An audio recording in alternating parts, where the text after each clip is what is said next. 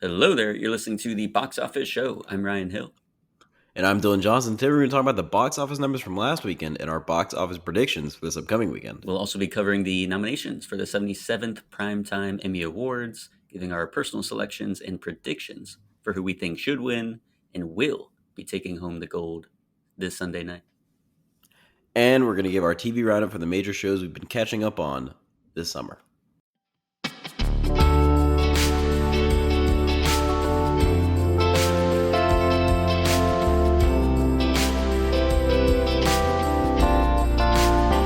All right, for the news, we're going to start out by informing the people, the film lovers out there, in case they were not aware, that Regal Cinemas right now is doing a month of masterpieces, and it is incredible. It is the best idea that they've ever had, I believe.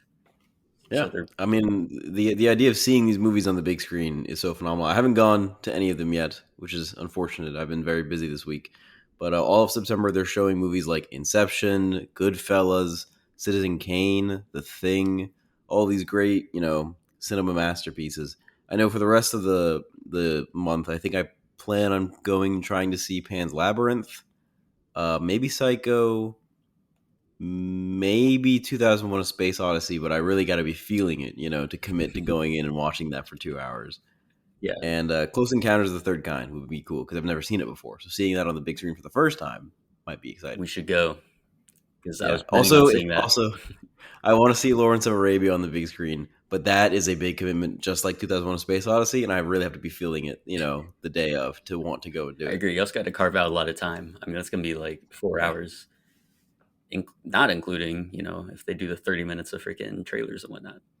Yeah, and they're showing Before Sunset instead of Before Sunrise. I was really wishing it'd be Before They're doing Sunrise. Before Sunrise, I think, now. I think it's a two-parter. I think it's same day, Before Sunrise, Before Sunset.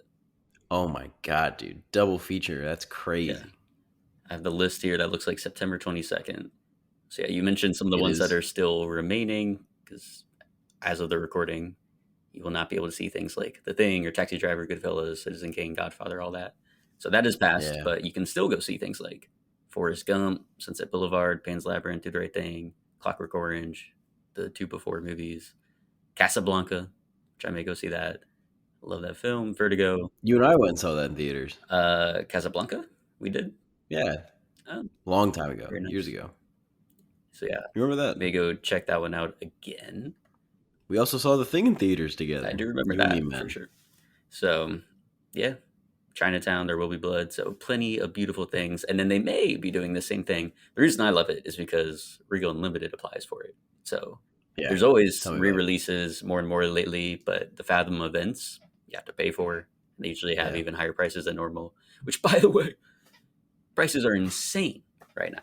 Yeah. No dude. wonder the It's like movies $16 industry for is a ticket, dying. right? I go and I look at the adult thing, it's like $20 For one ticket? for one ticket. And I'm like, That's if I have a crazy. family, we are not going to go and Yeah. watch any movie 4 ever. of us? What are you doing? Like, Yeah, this is come insane. on. We will sit home and watch Moana for the 500th time. Like, that is crazy. Yeah, absolutely. Because I'm already paying, $10 a month for each streaming service, and I have like 5 streaming services. Why would I also pay for $100 for the family to go to the movies? Exactly. So that's insane. Yeah. Something needs to change because that is ridiculous. But with Regal Unlimited and me being just one person going, it's such a great deal. And so all of these Definitely worth it, movies, yeah. all these classics back in theaters, I'm not paying anything extra. And I can Yeah, see, thank God. if I wanted to, 30 movies that are all classics. And they may do the same thing in October for a bunch of spooky movies, a bunch of Halloween That classics. would be a lot of fun, yeah. Ryan, September 30th, There Will Be Blood and One Battle After Another double feature. What do you think? Huh? That would be Would that be crazy? That would be crazy. That'd be awesome. I don't know. I'll have to look into that, but maybe they're. Oh, I guess yeah, because the Spike Lee one came out in August, so they couldn't do that. But they did a good job planning this stuff out. They like lined it up with certain things. Yeah. Because they had, what were they doing later this month where they lined it up? I forget now, but that's a great choice to round out the month and lead into, of course, the next Paul Thomas Anderson classic. So Indeed. I'd be excited for that. We also have a new title for the next Mario movie. It is now called the Super Mario Galaxy movie, which is Very exciting. Super Mario Galaxy is one of the most beloved games in the franchise. It is a game that it was one of the only Mario games I played, and I absolutely love Super Mario Galaxy. So to see, those beloved characters now expand into that extended world of that video game specifically, it's exciting. I think it'll be a lot of fun. Do you think they went to it too quickly? No, I don't give a fuck. What am I waiting for? The tie-in movies? No, just give me more Mario. I don't fucking care. Gotcha. Extended universe shit? No. Well, all right. I'm just saying from a business perspective, I think they could have remained, within Mushroom Kingdom or whatever it is, and then go to space afterwards. But it's all fine as long as this ends up in Mario versus Sonic Olympics. Again, that should be the end game here. That's what I'm waiting for. So, No, it should be Smash. Smash should be the end game. oh, you're right. But I You mean, what are you fool. gonna do with that? That's gonna be crazy. I mean, I Sonic guess it Mario just be Olympics. Battle World. It's gonna be, Sonic Mario Olympics is like like an auteur mini series that they come out with. Okay, the and the that's what Avengers I want. Endgame Okay, that's what for I'm this interested in. universe. The Avengers Endgame for this universe is The Smash. Olympics are 100% Infinity War, Smash. and then Smash will be Endgame. Let's do that. Keep everyone happy. No, the Olympics would be Civil War. Come on, man. Why would that be Civil War? Because it's Mario versus Sonic. Like Cap versus Iron Man. And then all the Nintendo characters have to pick sides and they go at each other at the Olympics. Mm, But Smash is like a worlds colliding, all of Nintendo characters kind of free for all. yeah, but then how would they You're, explain the you're bad at reveal this that analogy kind of Sonic stuff. killed Mario's mother? It's going to be pretty heavy, but you're going to have to do it. All right, so there's that coming next year. White Lotus season 4 is going to France. So we're It's an interesting back one. in Europe. Kind of basic, Mike kind of White plain. doesn't want to do cold apparently, and I guess just really likes Europe, so he's gonna go to France. I think the idea is the White Lotus is always supposed to be like a beachy sort of like beach resort. That's what we've seen so far. And I imagine for the White Lotus France, they're going to go to some coastal city. I sure probably, yeah. I mean, that's Yeah. just what Mike White's want. He's doing that only because he wants to be in the sun. Enjoys the sun. 100%. He wants to vacation there. This is Yeah, but like I think they should switch it this is up. like the ideal show to make as a showrunner. Like he has like found the golden ticket to constant. I mean, he works very hard, and the show is great. But he's getting like such luxurious vacations out of it as well as along with the cast. Indeed. Like they're in these actual like resort fantasy places, and I'm incredibly jealous. So yeah, from the production standpoint, I can relate. I would prefer that as well. But as a viewer, aesthetically, I think it'd be cool if they switched it up and we I got to agree. see some cool regions and whatnot, a ski resort. But oh I want well, to see a season where they're in Africa, somewhere in Africa. They could do a Madagascar season or something. Cape that would Town, be maybe. great. I would love that out there Yeah. in the Serengeti and whatnot. I mean, that'd be cool. I'm just surprised they're going back to Europe, with so many continents untouched and only so much time, and somewhere so close to Italy. It is like a lack of a shakeup, which I think is disappointing. Hmm. They could have picked somewhere in Australia, which I think is no, it would have been unique enough, and they could have picked somewhere in Africa, somewhere in South America. Very true, France is kind of basic. indeed. But I will be watching, and I'm sure it'll be a beautiful location. But let's dive into the box office breakdown for September 5th to the 7th. The Conjuring Last Rites with a Insane, whopping 84 million for its opening, crazy, doubling absolutely crazy. the highest opening of the franchise, which was, I believe, Conjuring 2. So this is insane. Like out of nowhere. I did not realize. I mean, Do you think they bought seats? Do you think they went and just bought seats to bump up the numbers? no, I think people are This is they just insane. really dig the Conjuring for whatever reason. They're like, hey, this is the finale. Let's go all out. So I guess, but I don't know. We've seen diminishing returns, and so this is crazy. it 100% is good for them. Will this be the last one? Probably not. We're about to have, Yeah, The Conjuring: The Return. One exactly. more case. I just can't believe it. In second place, the re-release of the filmed version of the musical Hamilton made $10 million. the first release because it went to Disney Plus only that first time around. I So they're yeah, like, sure. I mean, let's put it in you know what I meant. theaters, and then they just made some extra dough. So again, The first theatrical release, but this has existed on Disney Plus since 2021 yeah, or 2020, 2020 since 2020. 2020, but Yeah, good for them. People were able to see it in theaters for the first time. I'm sure there's a lot of sing along stuff going on. sure. So yeah, Weapons in third place, 5.2 million. Followed by Freakier Friday with 3.8 million. Caught Stealing in fifth, 3.1 million. The Fantastic Four First Steps with 2.8 million. The Roses, 2.7 million. The Bad Guys 2, 2.5 million. Light of the World, 2.4 million. 2.4. And Superman rounding at the top 10 with just shy of $1 million. So that'll be its last week in the top 10. Sad. Farewell to Superman. Did a very solid run for me. Happy with it. All right. For this upcoming weekend, a lot of releases coming out. The September 12th to 14th. Downton Abbey, the grand finale. The Long Walk, and Demon Slayer Infinity Castle. Stephen King adaptation, the third Downton Abbey film, adapting that, TV series into cinema. And then Demon Slayer, also a TV series with some films, the second theatrically released Demon Slayer movie. So, I remember seeing Mugen Train in theaters when it came out, and it was sick. And then I didn't watch a single a single other episode of Demon Slayer after that. That was the last Demon Slayer I ever. I saw the first season, and then I saw Mugen Train, and then nothing else. okay. Will you be going to see Infinity Castle? No, I would have no idea what's happening. Gotcha. I recognize only maybe like a third of the characters, maybe half the characters that are in the trailer. Copy that. Well, what do you think will take the crown this weekend? It's tough because you have Downton Abbey here, who the previous movie back in 2022 made 16 million, and so I think it's going to go down from there. I think we're going to see some diminishing returns. I'll give it maybe 12 or 13. It is, it is the finale, much like The Conjuring Last Rites was the finale. So maybe you could get a bump, but I doubt it. I think people are not as excited to see Downton Abbey anymore.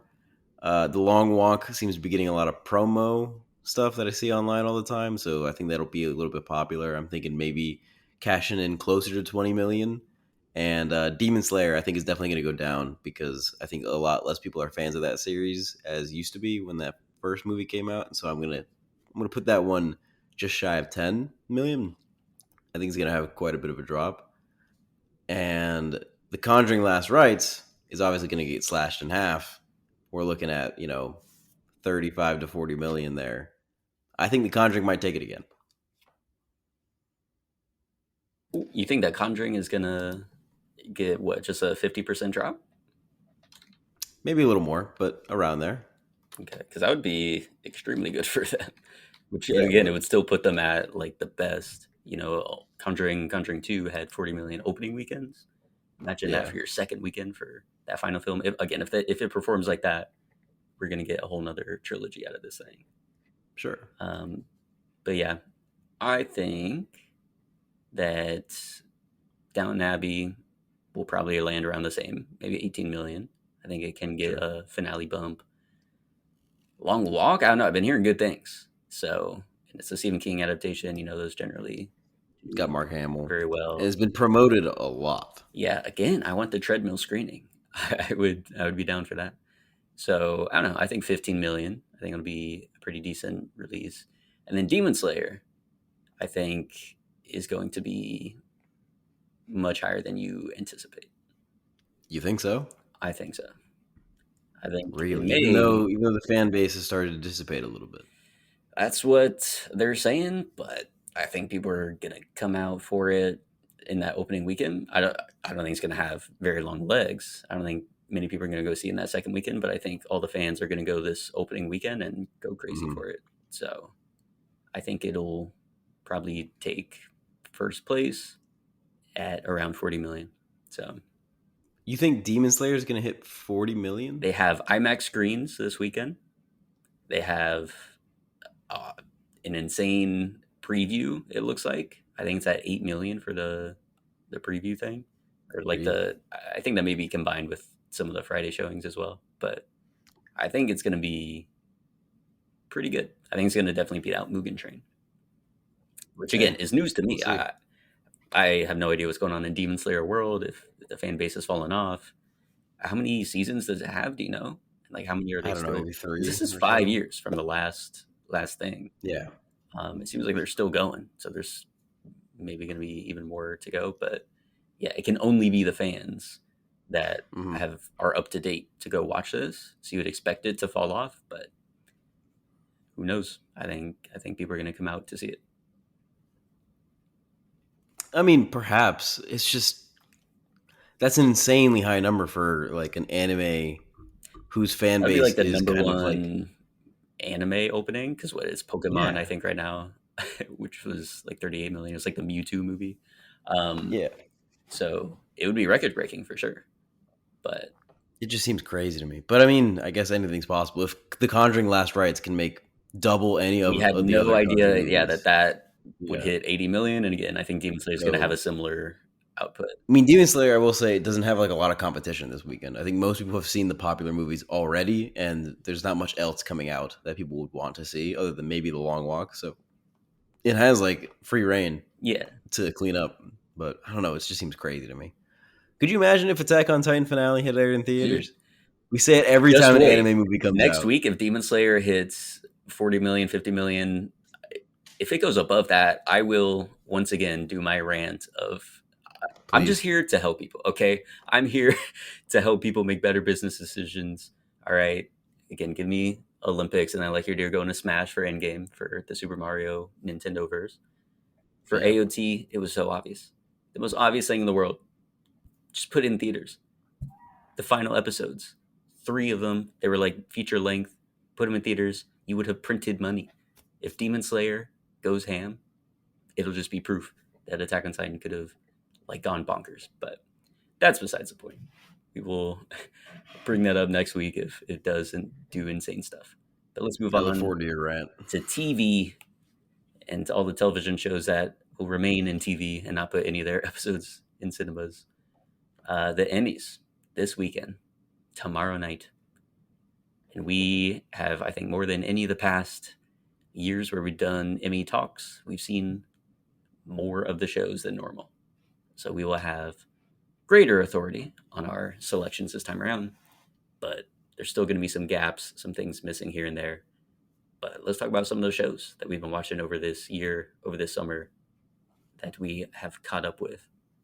First and foremost, Andor, a show that was put on the radar during one of our grab bags in 2022, where I was watching some of it and I was like, this is insane. Yeah, even at that point, you were kind of skeptical on I still was the because Star Wars stuff, I Disney Plus enjoyed, stuff. yeah, I had enjoyed Rogue One and I liked Diego Luna in that movie, but I was like, a whole miniseries about his character that takes place before that movie. I don't understand why. I did not understand how that could be interesting. I was confused that they'd greenlit that project specifically and not other potential better projects. And I just didn't see the potential of like another story about the rebels. You know, I feel like I felt like it was a horse we had beat to death with all of these stories that we had told with Rebels, quite literally, and then Rogue One, Mm-hmm. and then the entire original trilogy. And I was like, I just can't imagine needing to know more about this world, this like specific time period in this galaxy. You know, I feel like we had moved on from that point. And then you said, you know, high praise. It's the best Disney Plus original series that they've ever made. And I was like, hey, I'll give it a shot, even though I've been, you know, a little lackluster on most of the other ones. Loki was pretty good. I'd only seen season one at that point because season two wasn't out yet. But I was like, Loki's pretty good. I don't remember any. Falcon and Winter Soldier had moments, I guess. WandaVision, WandaVision had some enjoyed a bit. great early episodes, and I was like, all right, I will check out Andor. Dude, blows my mind. So good, It's a phenomenal. masterpiece. It's a It masterpiece. is one of the best TV shows I've ever seen. It's incredible. That first season, oh my god, the storytelling is so good. The speeches that the characters give, the performances, the world building on top of what is already the most built out world in all of fictional storytelling. Mm-hmm. incredible. Yeah, and then season 2, we were finally gifted that this time around. I was overseas when it was airing, and I was like, "I Yes, you were. need to wait until I get back in order to start watching it." And then I was like, "Well, I'm gonna rewatch season 1 before I dive into season 2," I wish I had done which that. was an incredible choice. Again, love being back in that world. Season 1 is so phenomenal. Like, truly, It is it is, really like, good. without a doubt, masterpiece television, without a doubt, All best the thing Narkina since 5 Empire. stuff is so good. Arkina 5 stuff was great. Aldani stuff was great. Like it just Mhm. hits. It's so good. And even watching it back this time, because the first 3 episodes are kind of slower, but I was already locked in because I obviously knew where it was going, and I'm like, yeah, this is just incredible. Like the world building and the character building in those first few episodes, unmatched, unmatched. So season Absolutely. 2, we finally got that, and I'll just say, I wish we lived in a perfect world where they could have made the 5 season that they originally I'm planned for so it, mad. I'm so mad. I'm so mad because it because would you have can been see it. amazing. You can see it's again. The second season is phenomenal, just like we expect it to be. But you can see in the way that they've structured that story and those time jumps how those like 5 seasons were supposed to play out and how they had to crunch it down into one season. And I Mhm. think they did a really amazing job crushing it down, which is such an unfortunate thing to have to do to such a beautiful thing Yeah. like Andor. But they did like a really great job of hitting those high moments. Could you imagine? Because it time jumps 1 year like 4 times. Could you imagine if each one of those time jumps, each one of those couple of episodes lasted a full season? It would be fantastic. I would love it. Again, I don't know. There would maybe be a sweet spot in there. I think maybe not 12 episodes for each of those seasons, but certainly there Mhm. were, there's more room. Like there was There's room for seven things or that we eight. skipped over that undoubtedly would have been compelling, and that I know had they the time to flesh it out would have been Yeah. the most gripping television we've ever seen. So I wanted to know so much more about like Mon Mothma and her family and like the falling out that they must have when she decides to fully join the rebellion. Like what yeah, happens? like They have the whole wedding episode of like giving her daughter away to make this political decision. And halfway through the season, she gives that great speech. She runs out of the Senate and she's an outcast. She's like wanted, she's fully part of the rebel alliance. What happens with her family? mhm, How does her family reconcile? How do they cope with the fact that she's gone? What happens to their relationship? We just don't see any of it yeah. We see him one time, like her spouse at the very at the end. very end, Yeah, yeah, and we don't see the daughter's reaction, anything like that. So stuff like that, especially the stuff with like, and this will go into spoilers. So if you haven't seen Andor yet, get on it. What are you doing?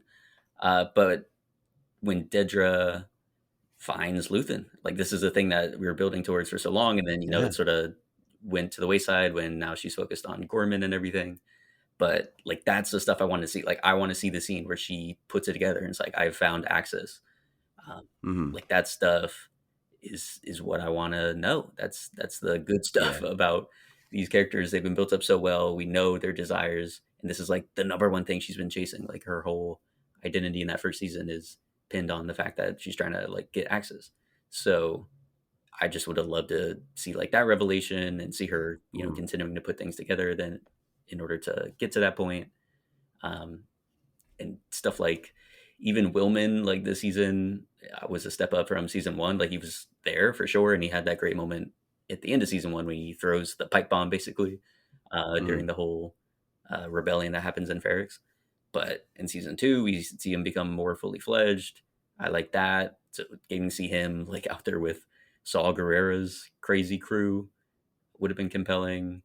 Yeah, Um, Even just some of the missions, like Cassian and Bix, like obviously this stuff is implied that they're running missions and whatnot mhm. and working together, but it's like just to see I more of want to that. see those Yeah. missions. Yeah. Oh my god, So it's breaks my tough. heart. And again, it's entirely like financial. Like they just couldn't sustain 5 seasons that are movie level budgets, like $250 million.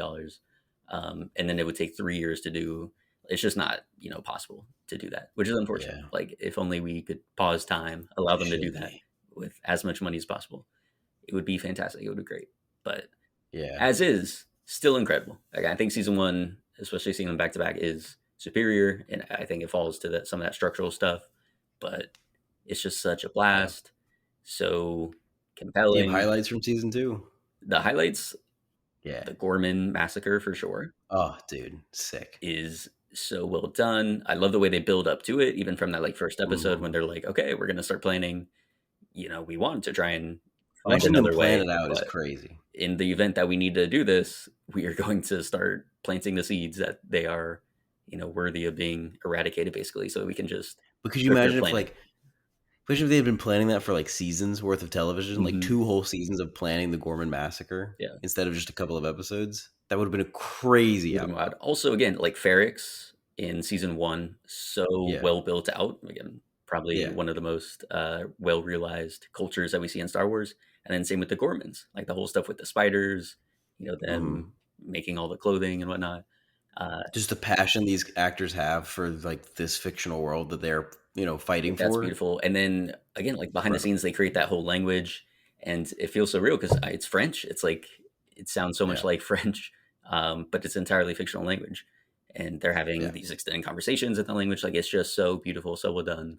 Mhm. The craft that is poured into everything.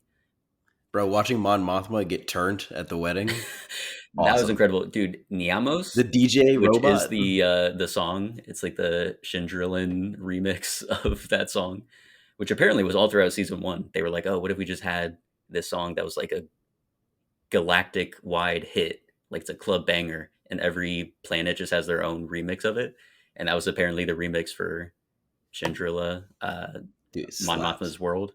It slaps. Like, I put that on sometimes. It It is great. bangs, dude. Um, It is awesome. but yeah, like that whole moment of her literally being like, this is her last chance to try and be like, even though I essentially gave my daughter away in order to serve the rebellion, she tries that one last chance. She's like, I don't want you to go through this. And her daughter hates Yeah. her, bro. She just hates her. And then she's like, all right, Oh, screw it. yeah. And then she's Like, drinking. why are you doing this to me? Luthen is I like, have to do I'm going to this. kill your friend because he's about to screw this. And she's like, what do you mean? He's like, oh, that's so good for you that you don't know what I mean. Obviously, she knows. And now she's drinking herself at her daughter's Yeah. wedding, her child daughter's wedding, and dancing like crazy. It's just The so good. consequence for freedom. Yeah. Exactly. Yeah. The price we pay. The sacrifices we make. So yeah, that stuff is great. And then I thought another standout when Cassian and Bix are like walking through, I don't know if it's Yavin or some other place at this point, but and then they see a force healer. Yeah. When she first popped up and she was like, "Oh, I'm like healing all this stuff and whatnot," I'm like, "Oh, okay, interesting." They're going into these like fake palm readers or whatnot, like people that are just selling fake promises. I'm like, "Oh wait, this is Star Wars." Like she actually could have the Force, um, hmm and I love the way they brought that in. Of Andor's, obviously, And she calls him what, a messenger? she calls him a messenger, and he's initially resistant, but Beautiful. Bix is like, "No, like I believe that." She like touches him, and he feels something for sure. Because again, like this is a world where the Force is real. He feels Yeah. something, but he's afraid of it. Doesn't know how to like reckon with it. But Bix hmm goes all in, and is like, yeah, like he is important. Like he shows up at all these different places. Even Luthen has a speech about that. Like, you're at this place when I need you. You're at this place, Narkina, Aldani, Gorman, all these places. Like you show up where important things happen, and Yeah. push the baton forward, basically. And I just love that idea. Like that idea. Like, okay, obviously it's a story, so contrivances happen. People have plot armor, but in this world, it's the Force is moving things around and trying to make sure certain people like Andor end up in the right place in order to help restore things, to allow Luke, once upon a time, a few years from now, to be able to fire that shot into the Death Star. I was like, this is beautiful. I love this. Because again, it's so grounded, but when we do have the Force come into it, it's treated in a grounded way. Like it's treated like Andrew's looking at him like, oh, this is some religious extremist. Um, Yeah. but then he's still moved by it at the end of the day. So I loved it. I love that. Yeah. And I like the decision for Bix to leave because she knows that she knows that she's pregnant, which we don't find out until the last shot of the whole fucking series. And B, she knows that if she doesn't leave, Cassian will never take his like political beliefs as far as they can go to protect her. Hmm. And it's that decision that causes all of Rogue One to happen. Is her leaving, and it breaks my heart that she leaves and has a child, and that Cassian never gets to see her again. He just ends up dying on a planet for these beliefs. He never gets to know that he even has a child. Ugh, Yeah. But his breaks my heart. sacrifice, as Luthen had said, he burned his life for a hmm sunrise he would never see, but his child did, and Bix got to see it as well, and so that's Yeah, beautiful. yeah, The ending, like that final 3 episodes of like, this is it, like we have the intel of there's this massive weapon the Empire's about to Mm, use. I love how that all kicks off. Some things I don't think were written as tightly. Again, it's rushed. Dedra, I wanted to see her revelation. Her going in alone makes sense because, the hubris of it. But Yeah, Luthen not having like multiple backup plans for how to kill himself, don't believe that one bit. Cyanide pill yeah, for sure he would have. He would crunch down yeah. on a false tooth, end it. And if he's going to stab himself with a knife, like he's going to go all He's gonna the way. stab some. He's gonna go. He's gonna go right for his throat, Yeah, like I don't believe that Luthen would have allowed or he's himself going to. the He's gonna possible go truth. across his gut. You Exactly. know. Yeah. So stuff like that, I'm like, but it's in service of like we see Clea now has to go in and like kill this person, and we find out how important he was to her life. She saved They him. do. They devote a whole episode in this last season to that. Yeah, You know, which I think is beautiful. It's just great. saying goodbye to Luthen. But again, it's like Luthen at the end of all this, like he wouldn't have fumbled the bag right at the end. He would have made sure he was gone. But Yeah. still powerful. And then getting to see, Cassian go save Clea, bring her back. And that final, like in that final episode, that little montage right at the end that leads into Rogue Mhm. One, cinema, Yeah, beautiful. dude. Like, I went and I watched. We played pickleball after I finished.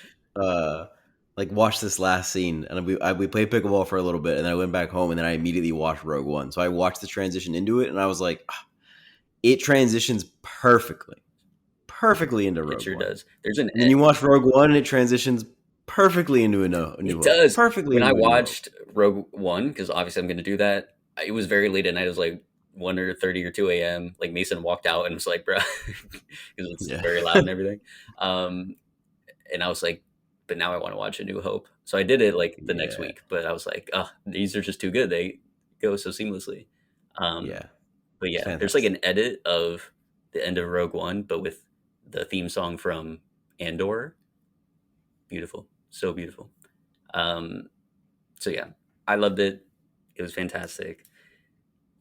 I wish we had more. Again, I wish they would make another show that's gonna follow Vel and Clea and Wilman and all the like rebels and just give us what's in Yeah, between A New Hope and yeah. Empire. Like show us more. Like I want more of them. But Mhm. I know we can't have it, unfortunately. But I'm thrilled with I what we know. did get. It's a miracle that we got this. Yes. And we will treasure it forever and ever and ever, or at least until Disney Plus removes it from its service to make room for something Good else. God, they better not. They better not. Next show we're going to talk about Cobra Kai, which is one that you finished when it actually finished many months Yeah, ago, and I only finished recently. indeed. Again, I say this every time we talk about Cobra Kai. It is a very silly comical show. Hmm. It is not written like particularly well. It is based on like 80s tropes very heavily, including 80s writing tropes. Yep. And there's no real reason to like there's nothing I can point to say why I think it's like quality or enjoyable. It just slaps. It slaps so hard and I don't know why. It does. It is so much fun to watch. The stakes are always the same. It's the same stakes. It's like if we don't do this, we like lose everything. They do it every time. And somehow it feels like the stakes get higher every time, even though they're the same stakes. Hmm. It's always like the end of the line, you know? Every season is like, if we don't do this, Cobra Kai wins, the dojo's over, like we have to, do this or that. Oh, but it is genuinely awesome.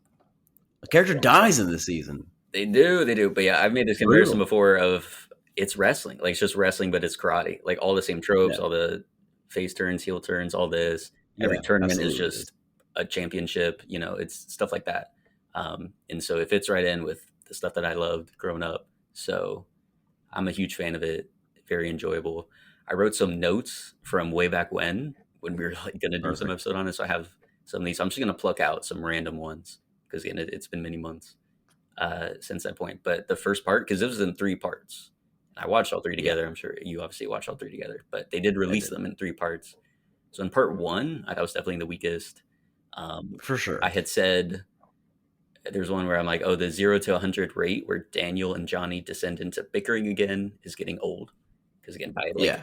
end of season 3 or 4, like start of season 4, they had like become friends a little bit, and then they just always fall back into like not agreeing on how they want to run the It's dojo. always for like one episode. At the end of the episode, they go, "We need to put it aside so Yeah, that we can. We need to put our differences aside for the kids." They do it every It's like at season, that there's point, like an let's episode or just two where this yeah, like happens. skip over that point. And then I said I put the flashbacks of Crease and whoever is a snooze in all caps. You think Snooze. so? I thought so, yeah.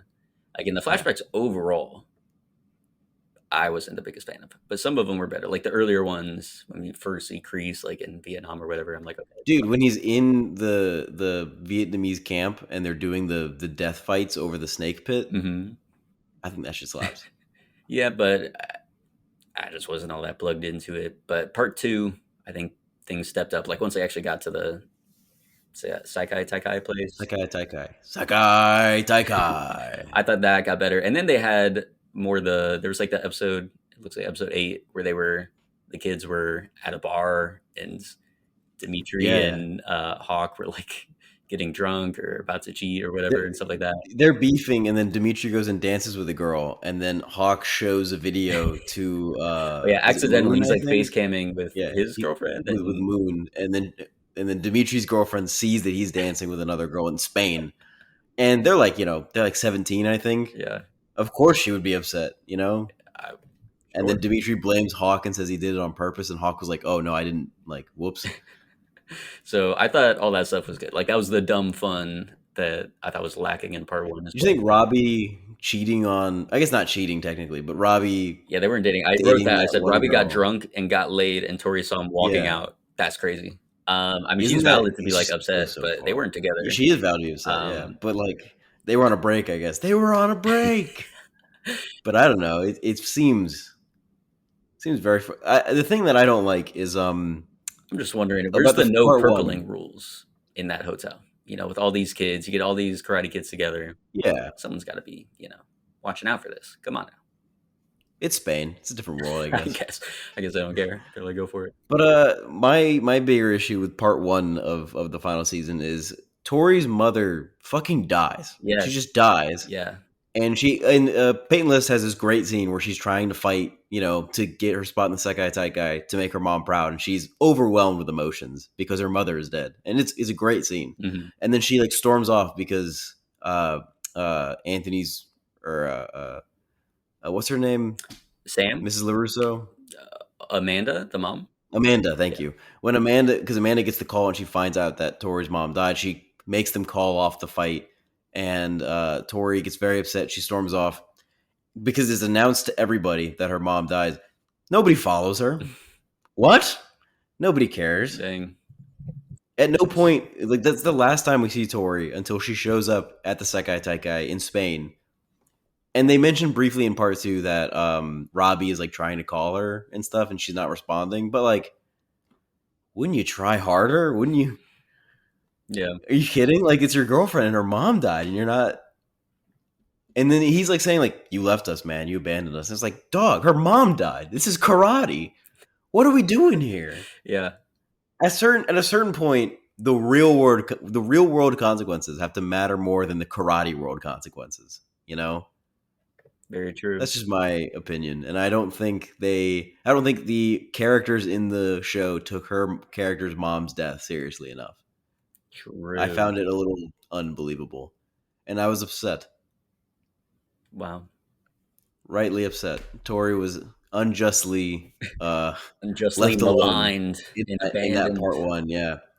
And then Robbie just gets to have sex with the most beautiful woman I've ever seen in my life. She's gorgeous and awesome. Who is this girl again? She's the one The on villain. the. she's on the what is it? I The didn't know she Iron made such an Dragons. impression on you. Wow, that's a. She's gorgeous. Yeah. But yeah, and yeah, because she was like the rival. She was like spitting at Tori, not like literally spitting, but they were like beefing earlier, so Mhm. it rubs more salt in the wound that Robbie got Yeah, with it her. does. Yeah. So I thought that stuff was like again the stupid fun drama. Um, Sure. and then yeah, we find out later like Miyagi killed someone in the Sekai Taikai, and we Yeah. find out at the end it was like accidental, but there was that thing. And Daniel's reaction is obviously he's shook because he thought Miyagi was the greatest guy in the world. That was me when I found out Rey Mysterio killed someone in the ring when he was like wrestling in Mexico. That was my reaction. But it was Was the also an look Daniel accident, had. wasn't it? Yeah, it was an accident. So again, it's fine. But again, it's just like shocking. It's crazy that that happens and Sure. that your hero was involved. Um, as far as like the way things end up, I think it did really well. Robbie not being able to actually see through the battle, like gets injured and then isn't able to complete it, but he was Yeah, like having to be okay with it. And it's like, well, karate did give me my family, give me my girlfriend, give me all these friends. So he made peace with it. I thought that was beautiful. Great way to tie that yeah. together. Definitely very sad though. Makes me very sad that he It's doesn't sad, get yeah. to finish it out. He didn't get to win any of the big tournaments, Yeah, which is a shame. But yeah, he was able to win. He got out of karate much more than what just winning a championship would. So yeah. that's beautiful. I think some of the redemption stuff. I don't know. We needed Kreese to have a redemption. I didn't really buy that. Yeah, I thought he was supposed to be, the overarching villain. I thought that was the end of season, the last season or whatever Yeah. it was. They beat Silver. Silver's gone, and Kreese has escaped prison because Kreese is now the ultimate villain. He always has been. He always will be. Yes. And then the end of this season is like maybe he was just misunderstood after all, and it Him really is Silver. Silver trying to really kill is Silver on the the boat and main bad whatever. guy. Like it's crazy. He did kill Silver on the boat. Killed himself too. Yeah. Yeah, So I don't know. We needed that. I think Johnny's like conversation. They had the parallels of Johnny and Daniel both having reckoning with their respective senseis. I yeah, thought both of them worked well. I thought Johnny and William Zabka, his performance in that was hmm great. yeah. Like It is. he absolutely nailed that. I think that conversation was all you needed. I don't think we needed Kreese to then they can I like think be yeah, he fully could just redeemed. left. Like Johnny can say Yeah, like how much he meant to him. He was the hero, and then what getting slapped by him and all this stuff meant getting choked out and a Karate Kid or whatever it was. So I think we needed the that. beginning of Karate Kid 2, actually. True. So I don't think we needed the exact redemption story that we got there, but whatever. The kid dying Yeah, as well, also like being the impetus for the redemption thing. Kreese didn't even know that guy. Like it's sort of that message yeah. of like, oh, like karate is just karate and people don't need to die for this. But Kreese, he again, like he choked out Johnny If way there back was when. anybody who believed that you should die for children's It would be karate, it him, was yeah. Johnny He's the one Cleese. that's like Yeah, trying to get people injured, killed, whatnot. So I don't know why he would care, especially with Quan. Like he wasn't even on his team. He didn't actually know actually he was on the team, but he didn't care that much about him. yeah. He didn't give a So fuck about him. Yeah, it would have had to been something else, like if Tori got hurt or like someone he actually had a connection with. I would. Yeah, I would believe it if Tori got injured, like gravely injured. Yeah, I could believe possibly like a crease reckoning at that point. indeed. I will say though, great writing choice, making it for whatever reason the bizarre Sekai Taikai rule, where in the case of a tie, the masters have to now fight, and so for the sake of winning the tournament, Johnny Lawrence has to don the Cobra Kai uniform and he has to win the Sekai Taikai for Cobra Kai. It's a great way to end the show. It Have is. that be the last fight is a fantastic choice. Yeah, it is so ridiculous from a like tournament standpoint, but Yeah. from a writing standpoint in the Because what if show, they were just like middle-aged, unathletic men versus like the Iron Dragon's master? Like it's a terrible choice. yeah. But obviously that was great. So we get to see Miguel has his big moment. Great to see, but we need to end with Johnny, right? This whole show is like Johnny's redemption, and he got to finally win. Come back and prove to himself, everyone else that he's not some washed up old guy, and he made a big positive impact on the lives of everyone. Also, like the proposal, the birth of the kid, and everything. Very heartwarming Mhm. stuff. So it's just an enjoyable Yeah, show. Again, it's silly, but it's so much fun. I love it. it's fun. It's a lot of fun. All right. Next on our list, The Bear, which is a show that I've been watching since it came out, and a show that you Das binged the Bear. entirety of. Yes, this year because I thought it was ending and they pulled the rug out from under me. And there's going to be a season 5. So Yep. what the heck? Sorry, buddy. Overall thoughts on the show, very briefly. What do you think about it? Yeah, just to be brief because again, I had another document because we are going to do a solo episode dedicated to it, but we won't Yeah. now. Highlights season 1 and season 2, I think, both very strong. The Yeah. season 1 episode where it's just a oneer of like them getting a whole bunch of orders out of nowhere and Yeah. they have to Pretty keep things good. together. That was great, phenomenal. I just have to bring up, Uh-huh. like I wrote down in here where I'm like, bro, how are Sid and Marcus gonna quit during that shift when Sid stabbed uh Richie in the bum, in the butt with a knife? Yeah. And then Marcus was just straight up like fiddling around with the donuts and whatever. Carmi should not have like smacked it out of the hand and whatnot.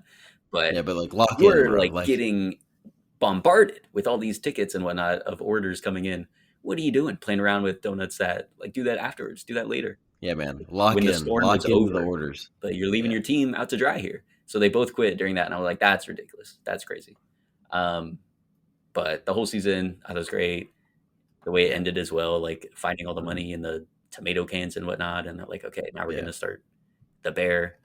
Amazing. yeah. Season two, again, also great stuff in there. And we got to highlight Hmm. those two episodes that I'm sure are Hmm. among the greatest of the whole series, in your opinion as well. Yeah. Fishes, that like Christmas Oh, episode, dude, I fucking love that and then episode. Forks, the It one gives right me afterwards. chills. It gives me chills watching them fighting at like a Thanksgiving dinner or Christmas dinner. It gives me It chills. was crazy, and it was one like when I started, I didn't clock that it was an hour instead of the normal like 30ish minutes that they have, Hmm. and so you're just stuck with it with this family, all Yeah, the little like side conversations, and obviously there's some stuff that is very comedic, but then you have yeah. the Jamie Lee Curtis of it all, Oh, fantastic she's so performance, good. so good, and then John Bernthal of it all as well, where it's like Mm. just ticking time Dude, bombs. him throwing forks at Bob Odenkirk is so That funny. part was so intense, so well done. And then, what's Just the his presence of all these side characters that you've never seen before who that are like you think might not incredible even pop up actors, again, who are like, yeah, some of the these most famous people you've one-offs. ever seen in your life. And they all feel like fully realized characters and not just like cameos. Yeah. Like Bob Odenkirk feels like he belongs in this show and he just happens to only be in 2 episodes. Hmm. And so it's great. It's great watching them interact. So yeah, that was great. The prayer where he's constantly referencing like, is he still holding the fork? Is he still holding the fork? Please God, give him the will to put the fork down and not throw it. Yeah. Um, and then yeah, poor Natalie in this episode. I would say in Poor season Natalie in every episode, pretty man. much in season one, I was not sold on her character, particularly like the performance side of it. I think she really grows into it throughout the series. And in this episode, I was like, this poor girl, because she's having to deal with again people crashing out all the time. John Berthal's a hothead, Mhm. Carmen's a hothead, Richie's a hothead. All these people are just insane, unable to regulate their emotions, and she has to be there and be like, "Can we be normal for like 2 seconds?" Yeah. Which is an incredible weight on her. And then you see she tries to do that for her mother as well, who's wild and gets ripped a new one for it. Like terrible, so upsetting to see. So yeah, fantastic episode. And then Forks right afterwards, they like tear you apart with Fishes, put you back together with Forks, where Richie is off staging at that one place, um, Mhm. and then he's able to find like his passion, his calling. Yeah. Every second He's a counts. people person, and even though he's this late in life and whatever, like that whole thing, yeah, every second counts. He's able to find where he's able to serve people the best, like being a server, being a host, like being the person that is interacting with all the Mhm. the guests in the restaurant. It's just great, like seeing him find that path. So heartwarming. Yeah. So yeah, I think those are great. Richie's a great character. Season 3 and 4, I Tough. think, are a bit of a Tough. step down. Season 3 is rough just because it's like Carmi is a dick is the theme for the season, and it gets worse and worse as the whole season goes on. He's just the fucking worst, man. Yeah. So that, and then it's just also very slow compared to, and not like the episodes themselves are slow, which kind of they are, but just Hmm. not much happens in that whole stretch of time. Like Yeah, it's what season 3 and 4 and 2. Like um, we're still dealing with like the same things of like Sid trying to decide whether or not she wants to leave the bear and go to the other restaurant. Like that's a yeah. long time. Like half the Long show, I time to think, have that is one her character arc. like Yeah, trying to figure that out, and it's like we've got to wrap that up and move on to the next thing. Like it just the development of the characters is what felt slow. It felt like we were spinning our yeah. wheels for a long And I also time. feel like I get a little frustrated with the montage style writing that they lean into more heavily in seasons 3 and 4, where we are constantly cutting away from scenes to get to other scenes and then cutting back and forth between those scenes. And I just it makes it hard for me to like sit with the characters and kind of understand what's going on. And also sometimes you'll just throw in new characters and I won't know who they are, and then you'll cut away before I can really learn anything. John Cena is one of the Yeah, facts. Like that's crazy. crazy presence. Yeah, But I mean, I enjoyed seeing him pop up, but I'm like, okay, sure. interesting. But like, what is this Strange adding cameos in really? this show. Like, so I don't know. And again, there's Yeah. a whole identity issue. This is not a comedy show. There's some comedic moments for sure, but Mm, when it comes down to it, like yeah. it's not a comedy show. Like like one episode entirely was dedicated to like a montage, like extended montage, music video type deal of Carmi being sad, and then also all his adventures Which learning is a great culinary. episode for me I enjoyed the personally. episode, I loved it. but it was like a mood That was piece. sick. Like not a funny thing happened in Yeah. that whole show. Um, there's an episode of what's her name? But the like older lady that works in the bear, Tina. Tina, yeah, where she's like a flashback of her trying to find the jobs, how she ended up at the bear, basically, and her like meeting John Yeah. Berthold's Which that character. episode was brutal, man. I was watching that when I was trying to find a job, and Me, I was that like, was me. you know what? I'm experiencing this right now. I understand how frustrated I understand perfectly how frustrated she is. I said I should not have watched this dead, broken, unemployed, and I said Yeah, at least I'm dude. not 46 though.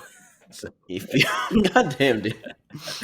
um, Yeah, but I mean, I it's can't tough. imagine if you have like a family and you're trying to raise, like it's an even Mhm. more scary predicament to be in. So, yeah, I wrote that and I was like, yeah, it's a little obvious in everything it's doing, but seeing them connect, like the humanity of that, it just Yeah, works like that. It did work really well. yeah. So I enjoyed. For me, I think seasons 3 and 4, the arcs for the characters are just kind of falling apart a little bit, and so the gimmick of like the filmmaking style is just kind of becoming tiresome. Mm, And I could see, I will say, at the end of season 4, changes happening in the characters that feel like their characters are making a progression towards something different, to where I think season 5 could be interesting again. yeah, I mean, I'll be But I there just have to see where it for goes. season You 5 know? for sure. Yeah. But yeah, it was for a show that's again like 30 minutes and whatnot. Like it shouldn't feel like a drag sometimes to be like, can Yeah. we get some development for these characters? Um, but I will say, Or just a fucking joke, man. I will say in season 4, episode 6, I don't know what it's called, but it's the wedding episode. Oh, great. Was It's like the antithesis for fishes. exactly, and it was beautiful Yeah. because you're kind of waiting for that. You're waiting for the other shoe to drop. You know that's what And it doesn't. like the show. The writers are very smart about that. They know that we are primed to think something's going to go wrong. It's all going to go Mhm. wrong.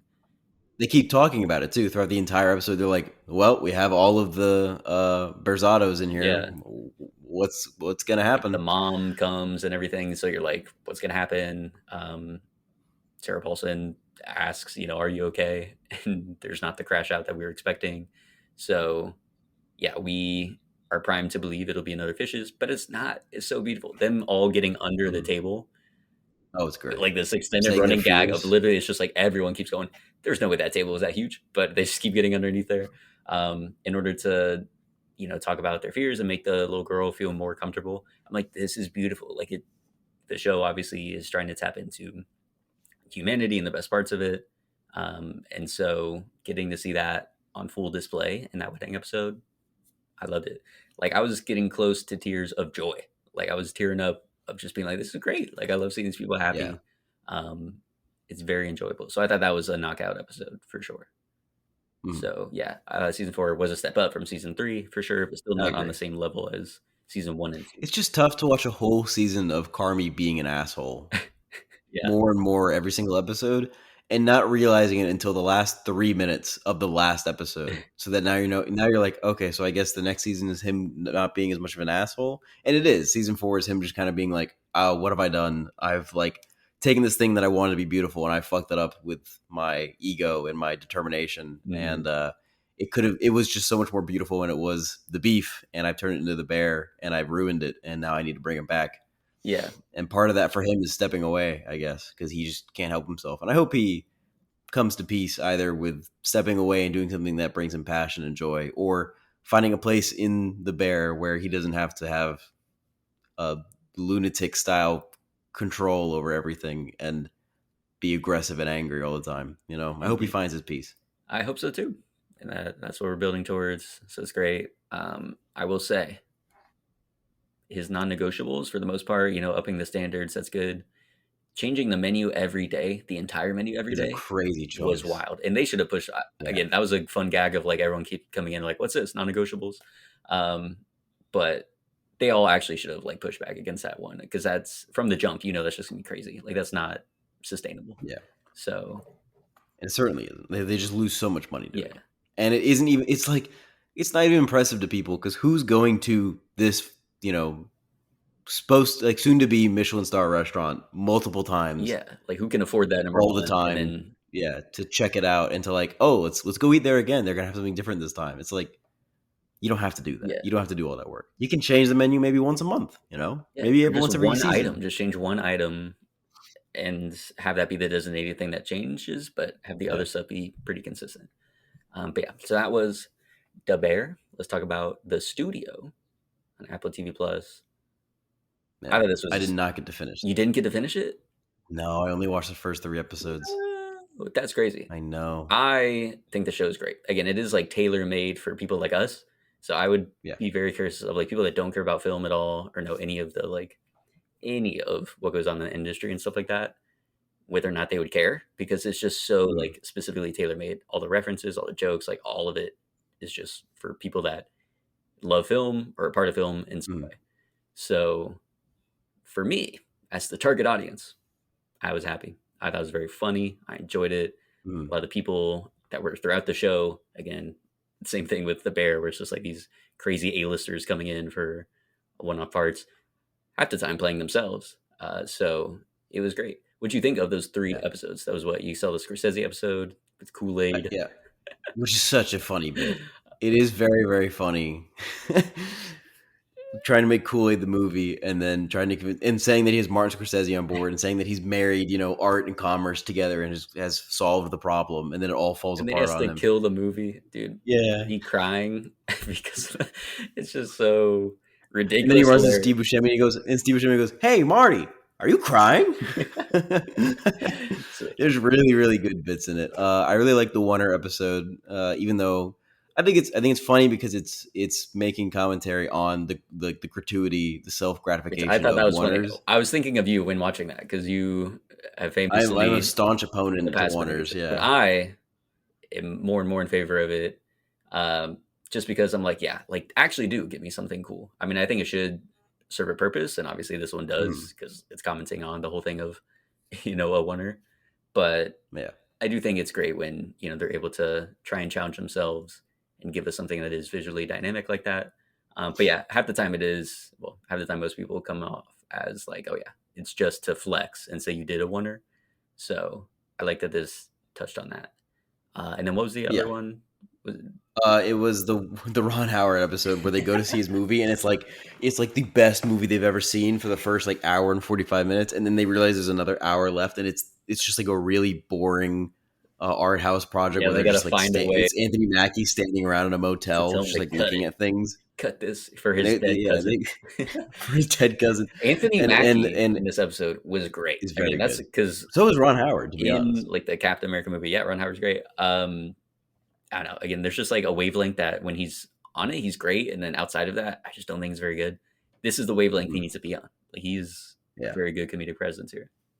Yeah, he's very funny, and that's all I saw. But I've heard good things about the other They episodes. I mean, do. I think it is a funny show. I've always liked Seth Rogen.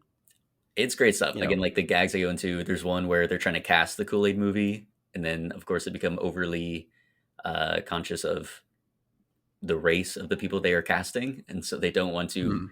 look racist for having an all white cast, and they don't want to look racist for having an all black cast, and they're trying to like find a way to like all parties happy there. So that's like ridiculous. They have one at the Golden Globes.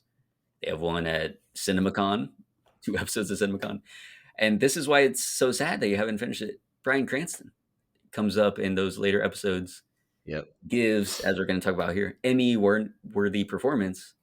He's so good. It's incredible. Like he's those always good, last two man. episodes are particularly fantastic.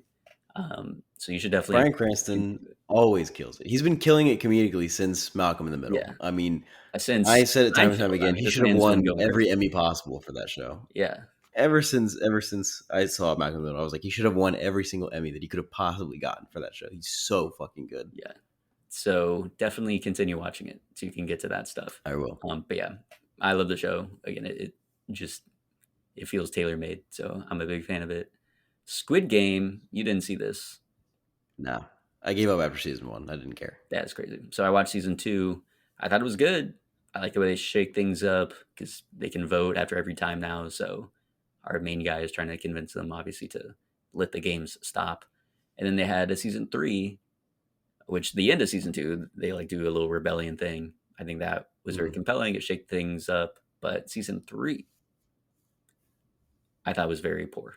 I think there's a couple character send offs that were really well done, but the writing overall, especially in those like final few episodes, was just ridiculous. And Mm. I don't know if you've been spoiled on it, if you care to be spoiled on it. I have been. I don't care, and I think I have. Kate Blanchett shows up, doesn't she? She does. Well, that's like a very last thing, which I didn't know Okay. when watching it. So that was like a genuine surprise to me. And I'm like, oh, nice. But it was just a baby enters the picture.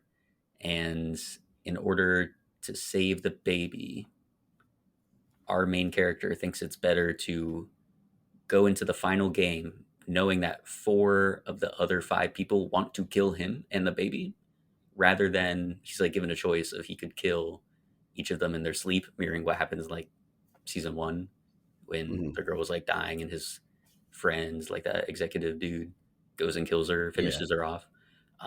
He's like Yeah. given that choice, but decides not to. And I think that's so stupid because it doesn't really mean, oh, you're a better human because you're not like killing these people in cold blood. It just means you're going to try and kill these people tomorrow when you have the baby with you. You don't know what the game is, and they're all trying to kill you. Like you're still Yeah. trying to kill them in order to win, in order to let the baby survive, but you just won't do it a night earlier when you can guarantee the child's safety. Like that's insane. That is an insane choice, and it's Sure. stupid. And he I would see not that. survive in the real life. Obviously, he doesn't survive, but obviously the baby makes it. But it's like that would not come to pass. Like they would just push you off right away. So I thought that was really really stupid. And there's a lot of other just silly writing choices that mirrored that. Um, and so yeah, it was disappointing. I think season 3 in particular fell apart. Season 2, I feel like it's kind of on par with season 1. It was very solid. Yeah. Other thing, Mhm. remember the detective guy in season 1? Yeah. Tried to do everything, got to the island, like found the guy, and then got Yeah. shot, fell Yeah. off a cliff. Yeah. Season 2 and 3, he's doing the same thing, trying to find that island. You think he's gonna do something when he gets there? Not a thing. Not a thing. He had no impact All on the right. story. Not one. Cool. Very stupid. Very Good to stupid. know. Will I be watching Squid Game USA? Yes. If Kate Blanchett is in it, and if it's from David Fincher, which is what it's supposedly supposed to be, I will be watching without a doubt. Sure. Why not? Yeah. I will watch that too. I'm not gonna finish the Korean Squid Game, but I will. I will watch Squid Game USA. I imagine they'll be distinct enough. I understand the basic point Yeah. of the premise. I don't need to finish that series. Let's check it out. All right. The Penguin. Did you get to finish this one? No, Okay. dude, you listed the 3 shows I didn't Oh finish no. in a row. You I'm bastard! sorry. I looked at the order and I went, I'm so fucked. I It's did not gonna be realize. 3 in a row I where I only go, put. oh, I I'm wasn't finished. planning originally on talking about the Penguin, so we can skip it because we can just talk about it when we get to like the categories. I only did that because Yeah, you said the other day you were going to try and finish because I it. don't want any It's not. spoilers. I do genuinely want to finish it. I've just been working Yeah. so much, The Rehearsal.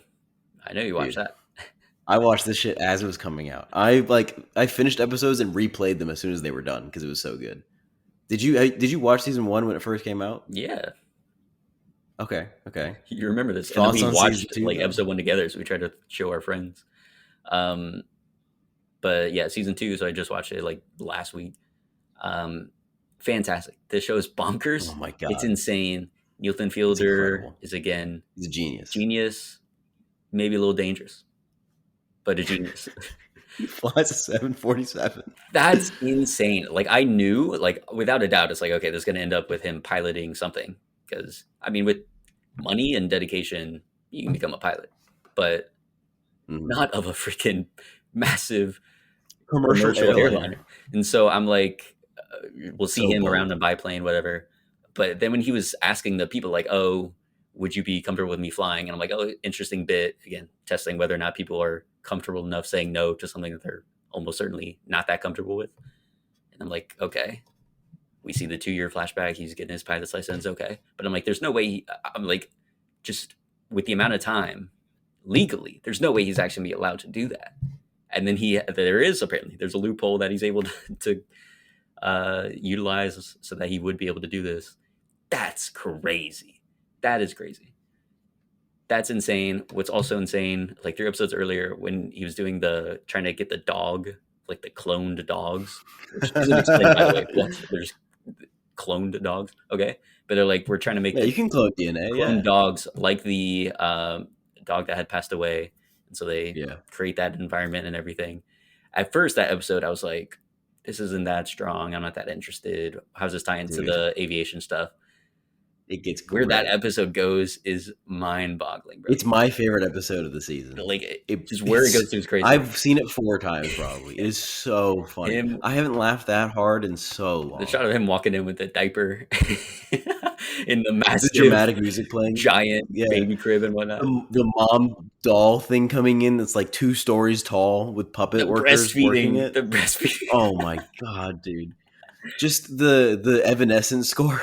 So we're saying, yeah, he's like, I will now live out the life of Sully, and he creates a theory that he was listening to Evanescence in order to save the plane when he crashed into the Hudson.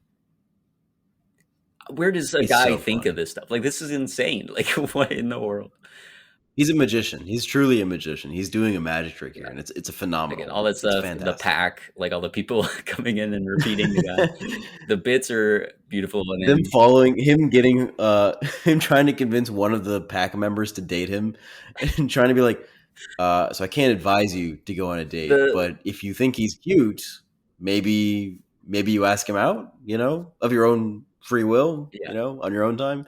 And then he gets them to go on a date. And then he gets actors to play them in scenarios acting out their dating. And then he brings in those actors, partners, yeah. to watch them perform these scenes of like sexual acts and then asking them like, do you think that's like, is it cheating? And they're like, no, it's fake, it's not real. And it's like the genius of because they are under the guise of acting, they could do things that otherwise normally they wouldn't do, meaning that you can use acting and performance in an awkward situation between two pilots meeting to clear the air and be something that maybe you're not, is like a crazy turnaround in the story of the It season, is, but it's brilliant and layered because when you're going under the character of First Officer Blunt and whatnot, you're playing the character, but it's so Mm. you can say things that you really do want to say, but you're not comfortable saying. So you Yeah, can be like the person you are, but you're yeah. not comfortable with sharing.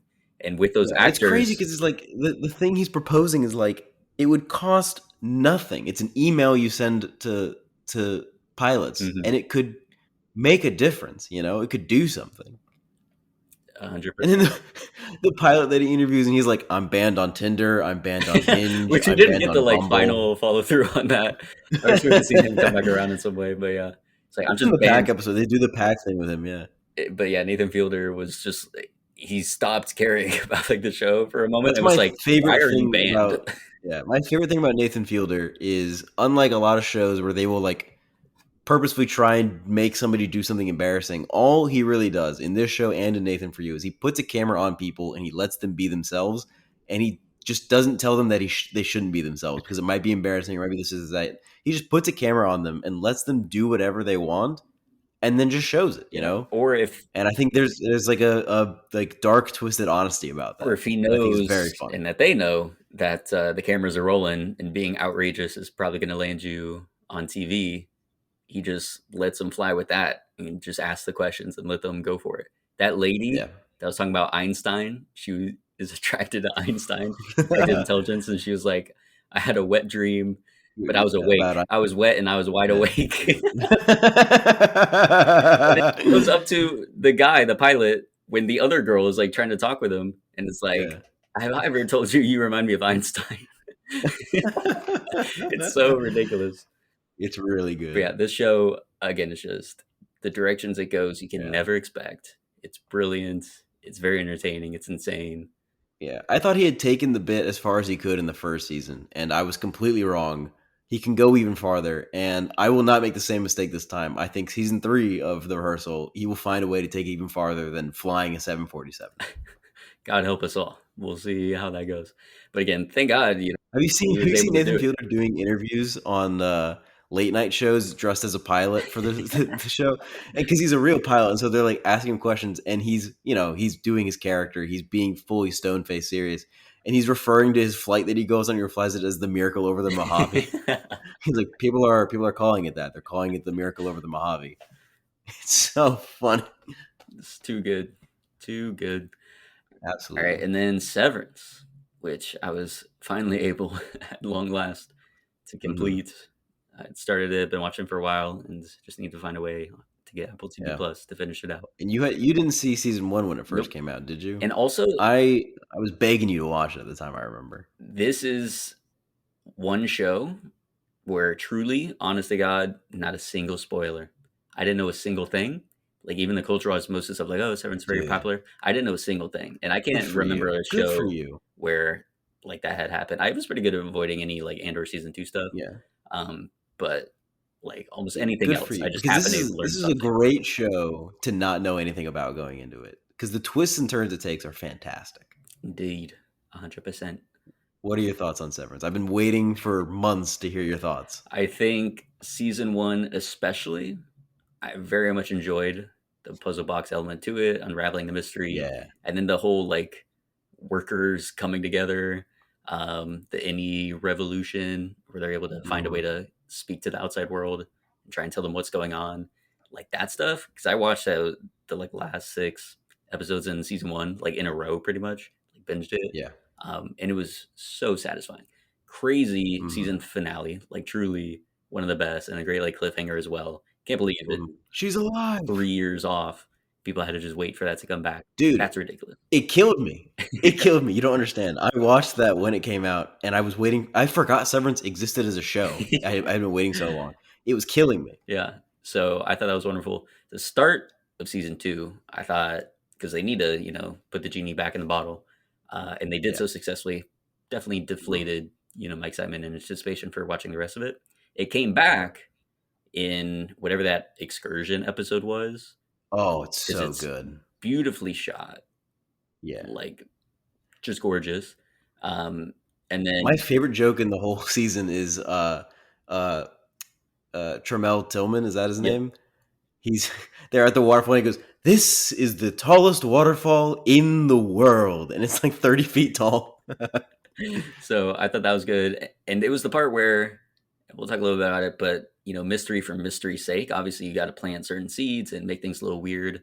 The goat stuff, I was like, all right, this is where I'm like, this is just weird, nonsensical stuff, just to like be weird and nonsensical at the moment, and Mhm. it wasn't compelling me. Whereas other things can, like in this episode, when we're just learning about the crazy backstory of the Kiers and this nonsense in the cave and whatnot. I'm like, that's compelling.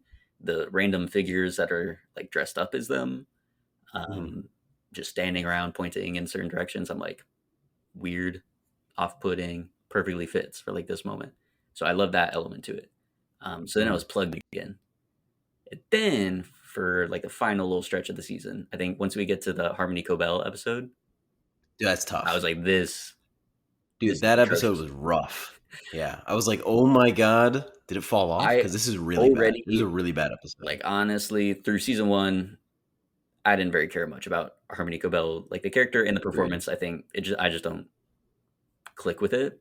Um, Sure. and then we got that whole episode, and I was like, really, are we about to do this? And then they did it, and I was like, I did not care about a single thing in that entire It episode. was I tough. did not It's a care. tough episode. Yeah. So And I think that was the episode immediately following the hour-long episode where you learn about him and his yeah, wife, Gemma which I and thought was Mark, good. like their backstory, which is a great I thought was very episode. solid. And it like fills in a lot of gaps in knowledge and it creates a bunch more questions and it follows it with a Harmony Cabell episode. And I was like, oh, this is killing.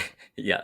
Come So that on. sapped things for sure. I think the season finale here, I can highlight when we get to see the Innie and Audi like having that conversation, and you get the dilemma of like, well, one dude wants to be with Gemma, the other one wants to be with Helly, and so you see that dilemma, and they're both trying to like make their cases to each other. I thought that was compelling. Um, Yeah. I will say though, as far as like the overall show, if what it wants to be is like a mystery and like trying to figure out how things all tie together in very clever ways. I think Mhm. season 1 excelled at that. Season 2, I Absolutely. don't think I fully bought into a lot of this stuff.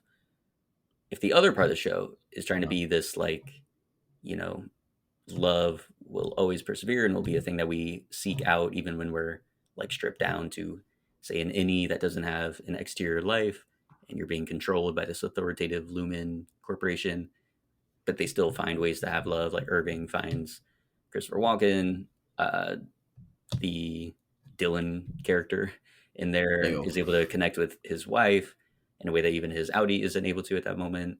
And obviously, Helly and Mark have their connection. If it's that, I also don't know that I'm fully bought in. Some of them I am. Irving, I buy. The one with the Dylan Dude, I think character, it's I tough. I don't. think, The one with Mark and Helly, again, the issue is because I'm not that invested in Mark and Gemma. We get one episode really of them together. I was bought yeah, into of his course. grief, especially through season one. Like the performance of the grief of Gemma's Yeah, loss, I think is great. So I'm bought into that yeah, relationship based on that. The Mark and Helly, I like it. I like them together, yeah.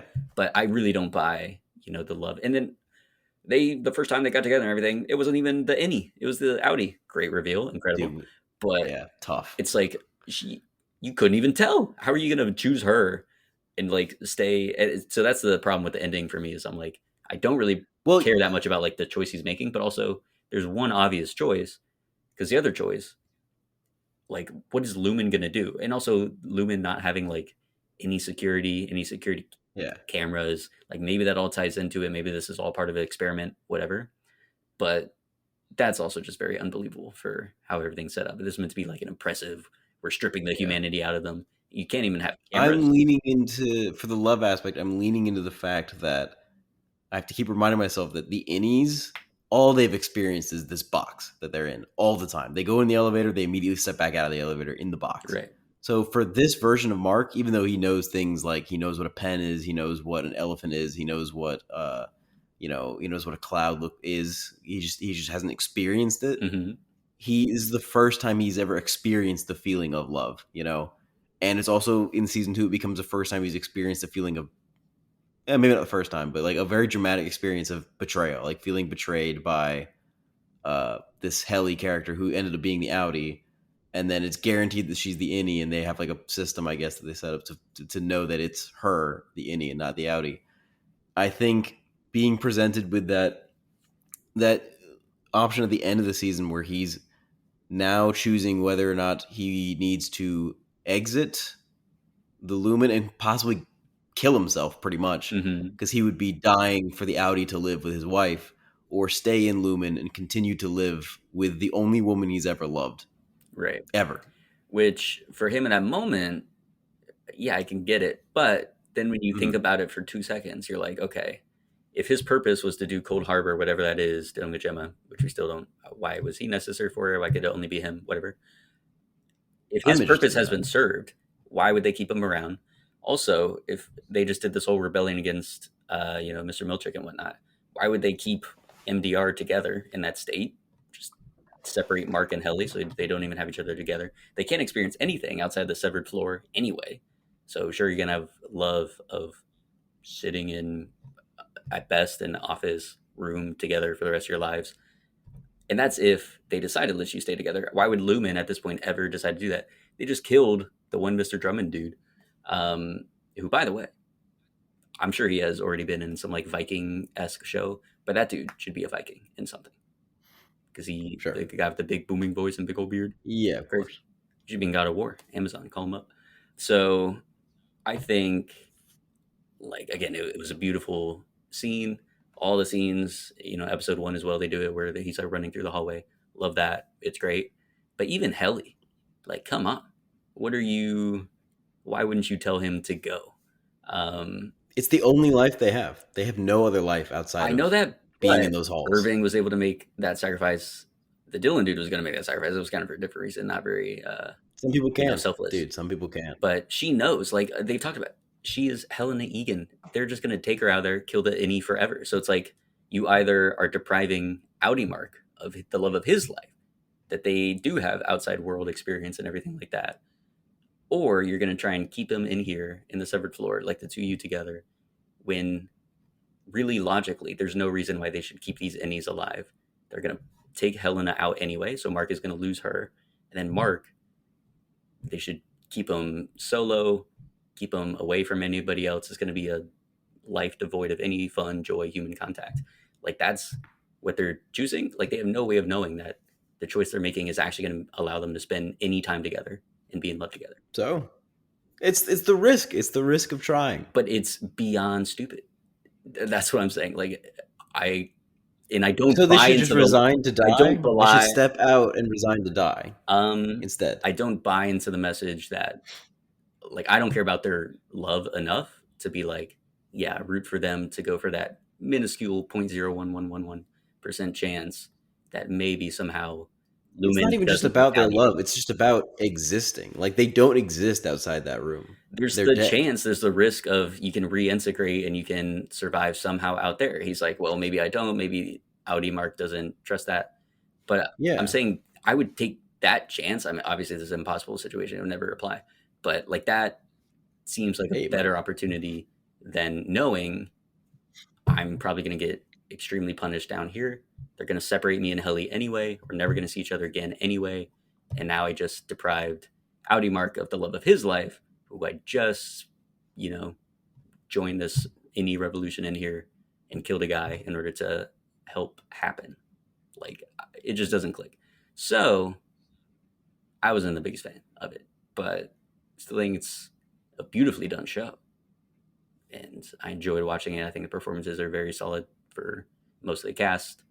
But yeah, to me, I don't know that I'm putting it on my masterpiece list. I fuck with it. I think it's awesome. All right, are we good to go into these Emmy categories? Yeah, let's speed run this shit. All right, so outstanding guest actor in a comedy series. A few of these have already been announced at the like creative arts, performing arts ceremony that they do last week.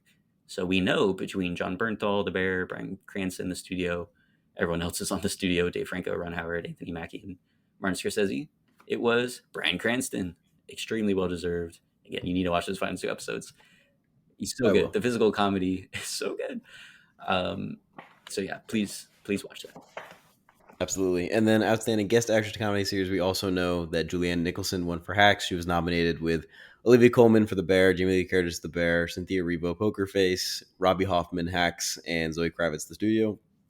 Julianne Nicholson in Hacks is great. This is another show that I've seen. I don't think you've checked out yet. Nope.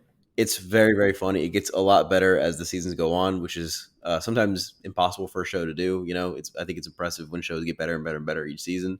I think Hacks is a good example of this. The comedy is very, very good, very, very great, and it is the show that is kind of sustaining me since Marvelous Mrs. Maisel ended a few years ago. Nice. Yeah, it's definitely on my list to check out. So It's I'll be very getting good. around to that.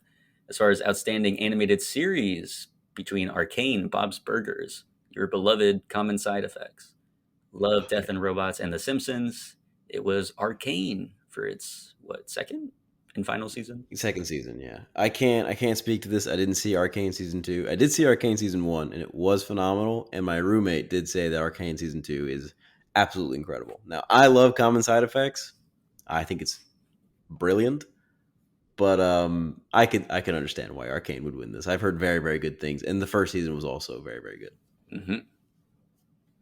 Outstanding television movie, Bridget Jones, Mad About the Boy, The Gorge, Mountainhead, Nona's, and Rebel Ridge.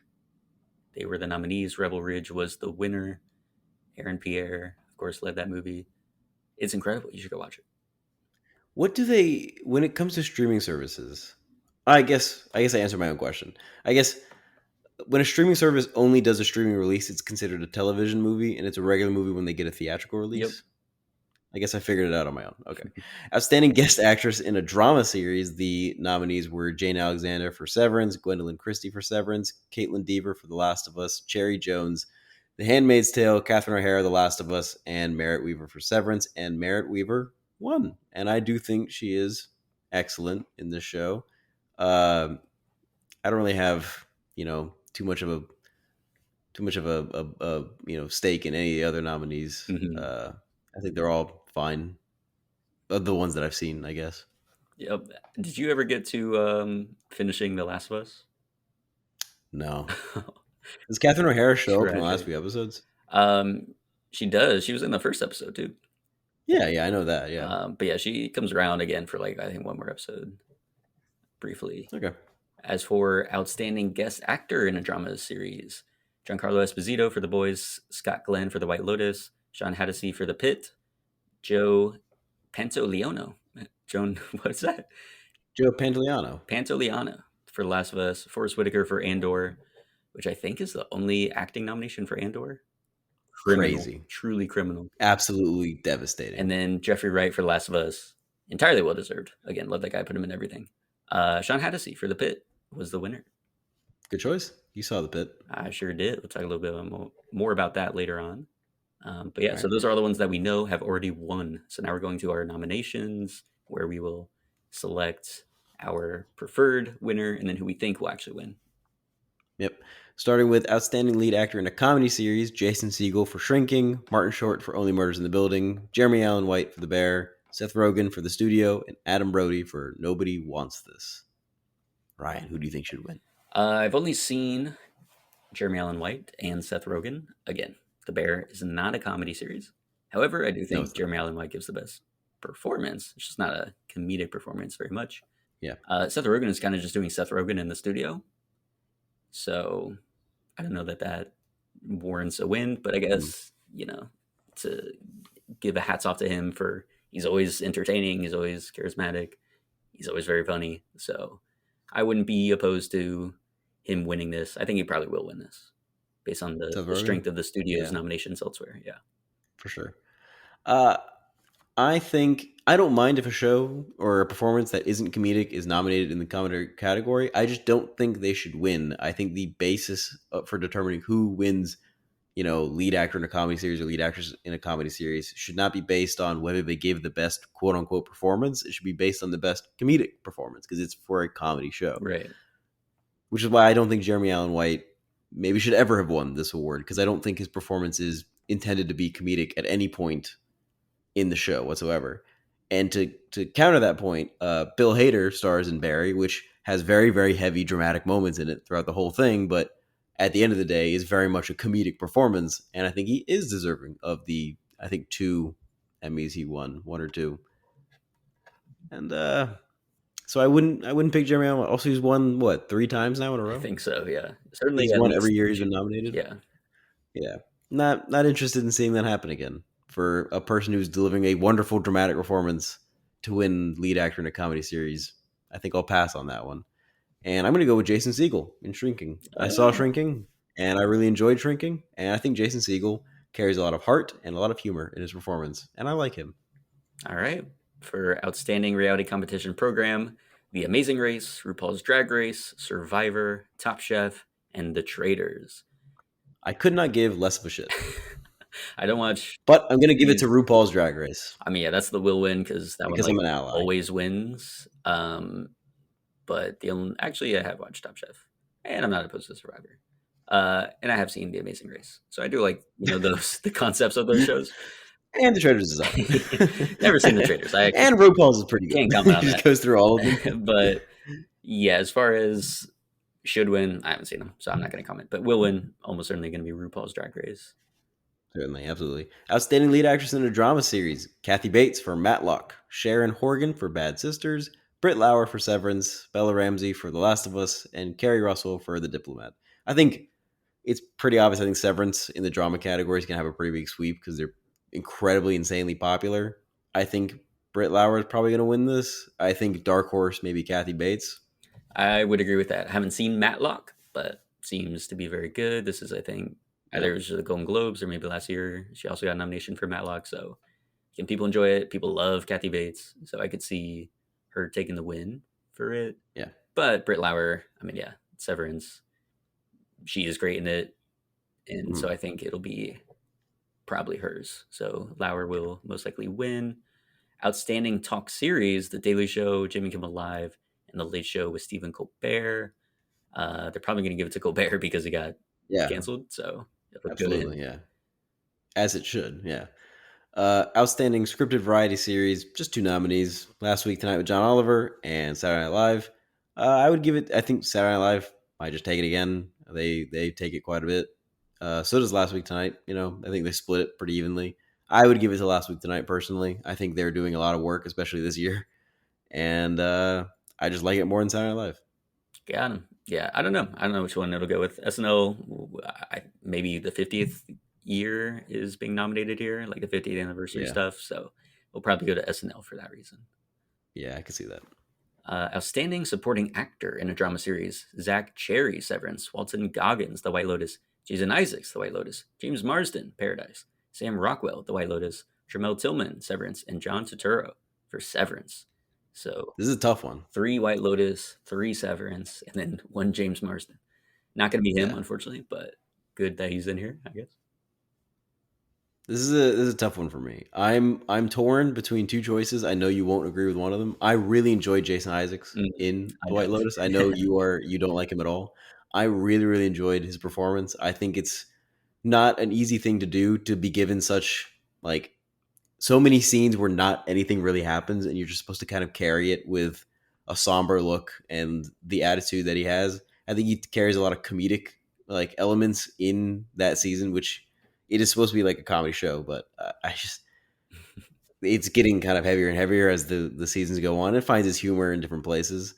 Uh, I did enjoy Sam Rockwell's monologue, but outside of that, I didn't really enjoy his performance at all. Uh, so the other person that I would think is ripe for this award personally is Tramel Tillman in Severance. I think he's incredible. I think it's like a one of a kind of performance. I think he embodies this character, this very unique, idiosyncratic character in a way that nobody else maybe could. And so I think it should go to Tramel Tillman, but I could also see it going to. I wish it's John Turturro gives a good performance, but they really sideline him in the second half of that season, and so I don't think it'll go to John Turturro, which I think is criminal because I think he's fantastic in this show. I just Mhm. wish they'd shown more of him in the second half, and they just don't. So I don't think it'll go to John Turturro. I vote Tramel Tillman. Yeah, I agree that I think Tillman, yeah, gives a very standout performance. He's just always compelling to look at. I wish they would just give him more to do. I like some of the subplot stuff that he had, where they're I like, just love the way he says everything. yeah, the way he says things is the line deliveries. I mean, again, sometimes actors you just want someone that can give you compelling, one of a kind line deliveries. He definitely has that. And he was in Mission What is it he Possible, says instead of eat shit? What does he say? Devour Feculence.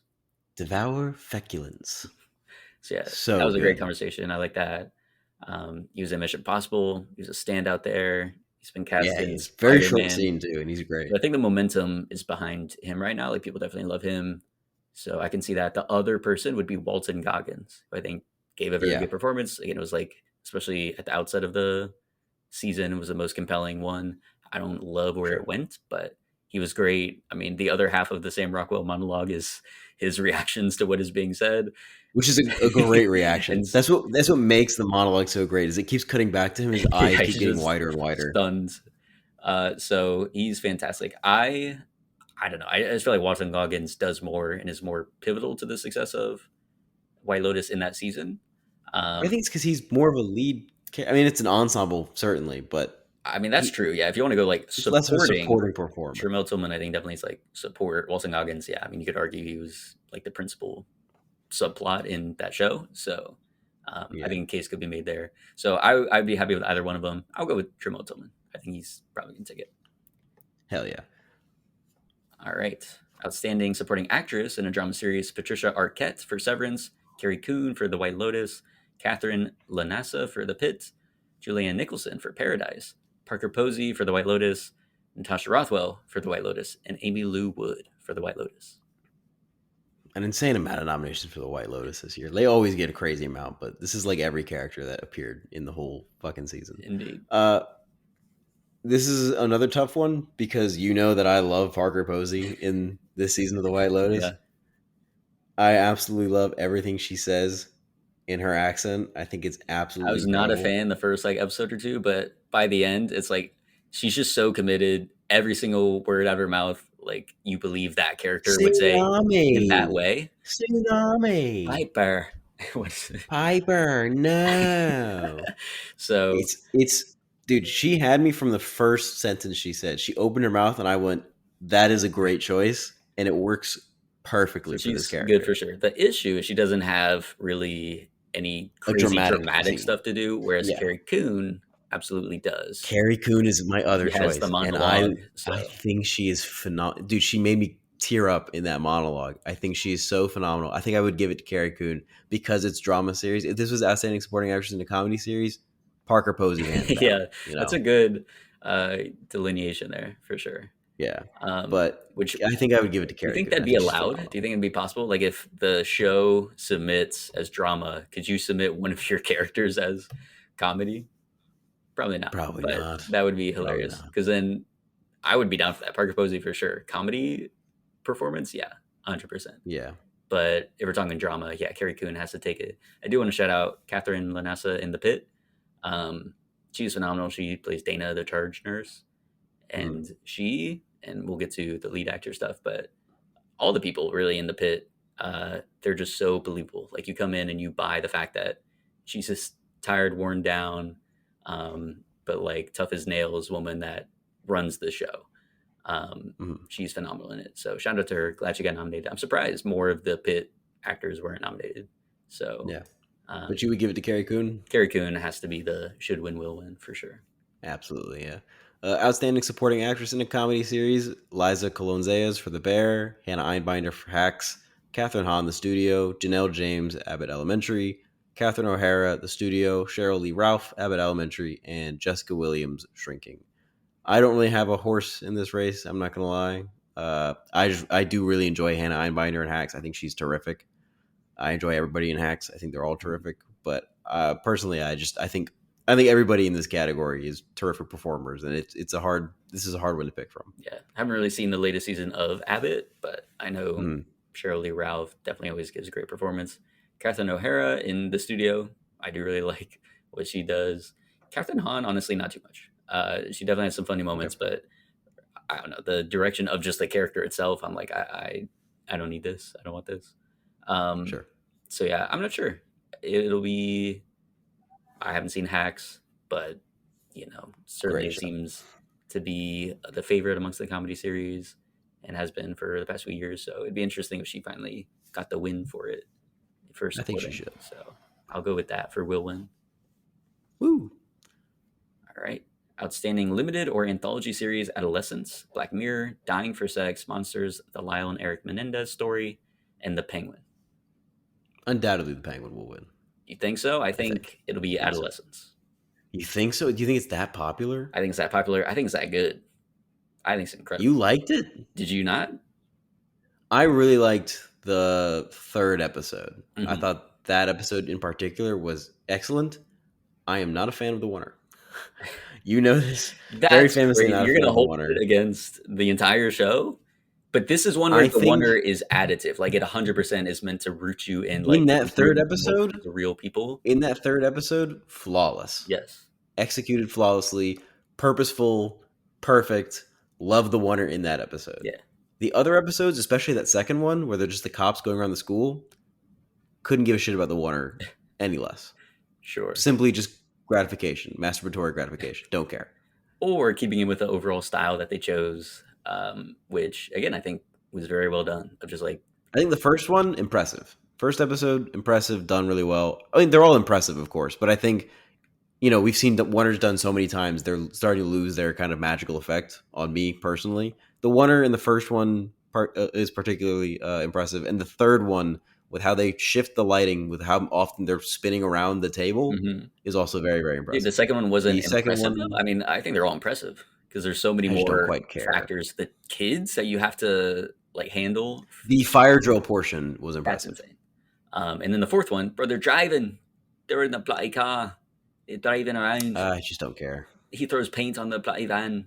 It's incredible. Doesn't matter. They Doesn't matter. drive Don't to and care. back. It's amazing. Don't care. So We'll place a bet. technically, I'll bet you $1 the Penguin wins. I'll take that bet. Adolescents will win. Shake my hand on it Okay. over the Zoom handshake. Perfect.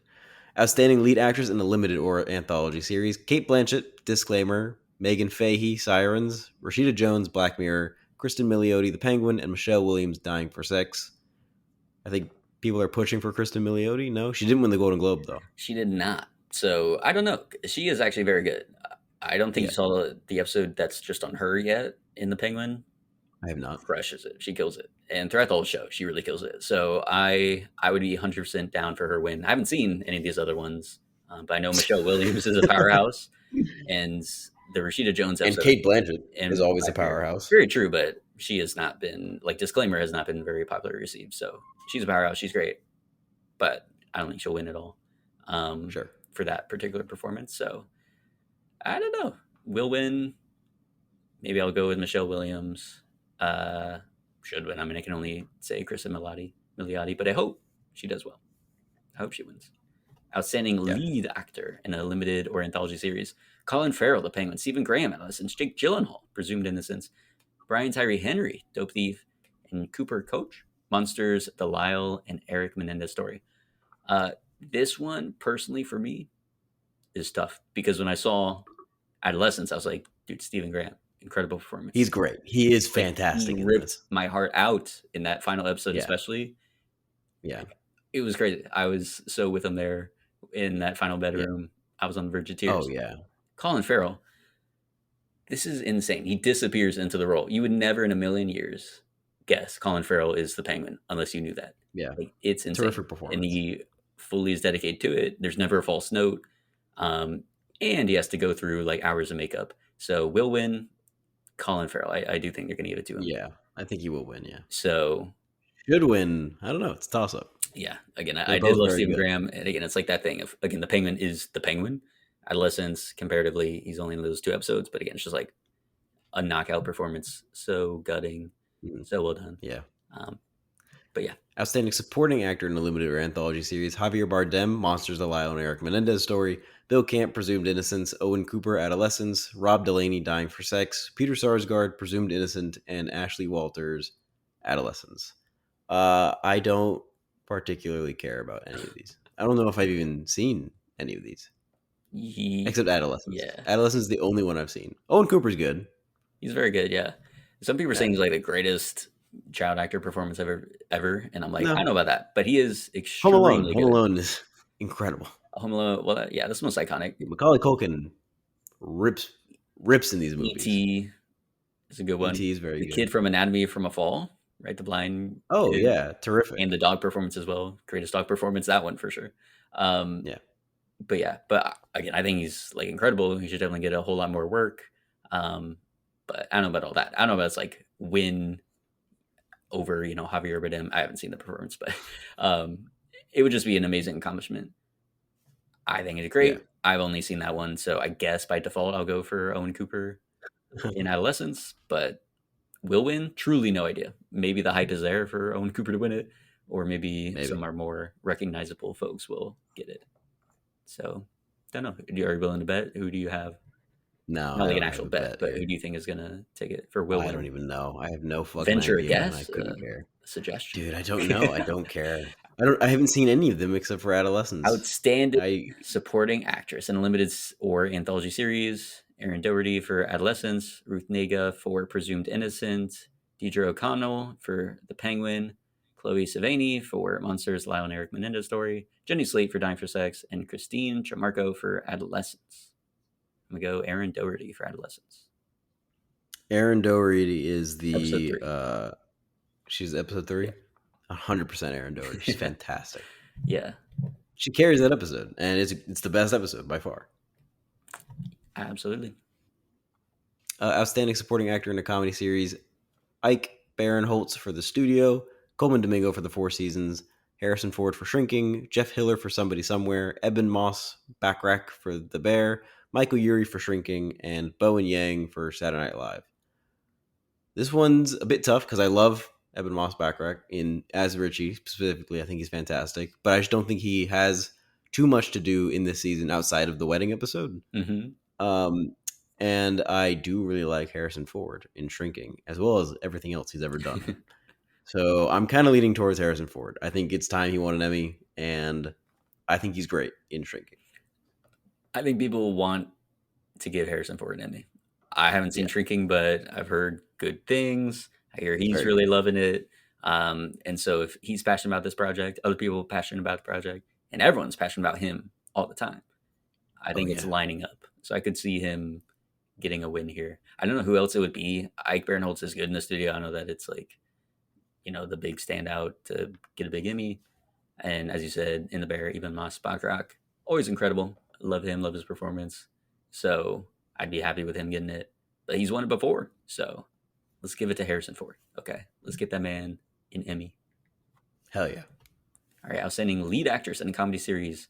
Uzo Aduba, The Residents, Kristen Bell, Nobody Wants This, Quinta Brunson, Abbott Elementary, Iowa Debris, The Bear, and Gene Smart.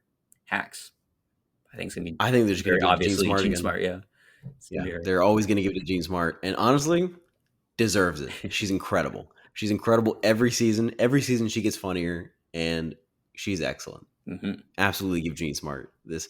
I've been watching so much Hacks that I went and I watched Whisper of the Heart. I think it was. Okay. I think it was no.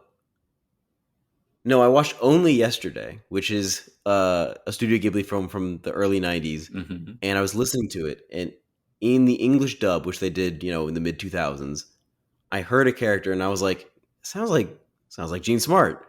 It sounds like Gene Smart. And it was, and I was right. And it was Gene Smart. I've been watching so much Hacks that I know her voice now. Wow, that is crazy. What was she doing? Doing Studio Ghibli, dubs in the 2000s. Huh.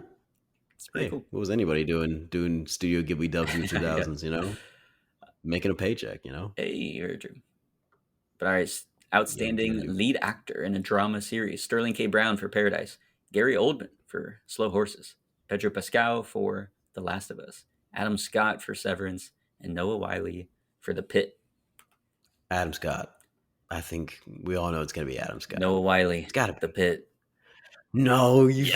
Yes, You think he's going to do yes, it? he's He does have a lot phenomenal. behind him, He yeah. is so phenomenal. Like I said, everyone in the cast, you just buy them, you believe them from the instant they come Mhm. on screen. None more than Noah Wiley. Like you believe He's been playing 100%, like doctors his whole life. which he literally has. Like he has that experience, Yeah.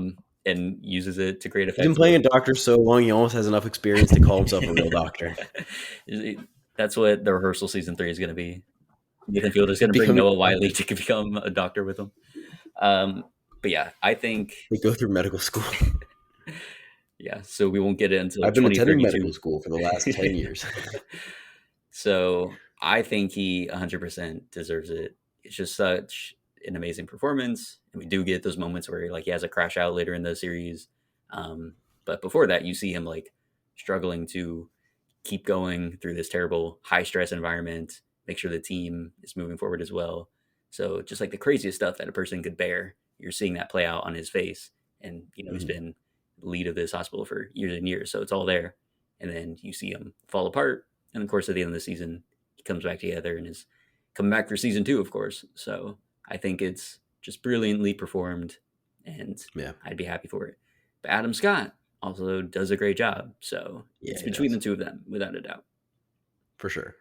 Outstanding comedy series: Abbott Elementary, The Bear, Hacks, Nobody Wants This, Only Murders in the Building, Shrinking, The Studio, and What We Do in the Shadows.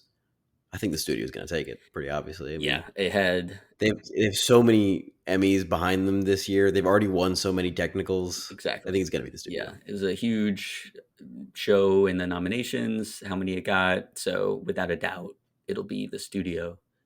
Yeah. As far as outstanding drama series, Andor, The Diplomat, The Last of Us, Paradise, The Pit, Severance, Slow Horses, and The White Lotus. The should win for this, Andor. Andor. I have friends 100% everywhere, Andor. baby, and they should be winning Emmys. What are we doing?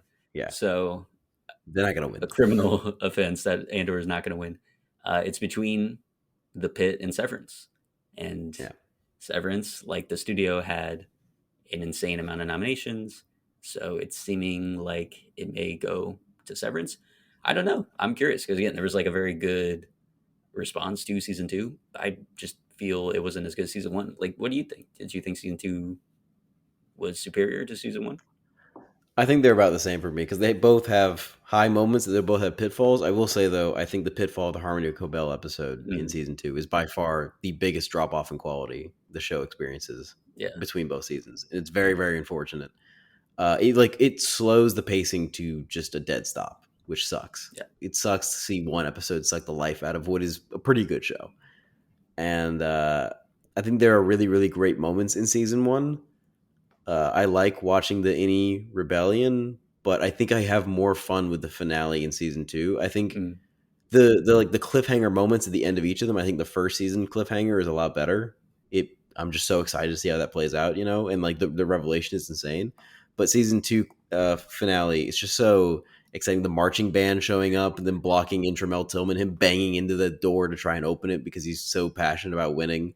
Hmm. Um, the taking Mr. Drummond and sneaking him down to the second floor, and then accidentally shooting him with a bolt gun, and then waking up as the innie and freaking out Yep. is a very funny bit.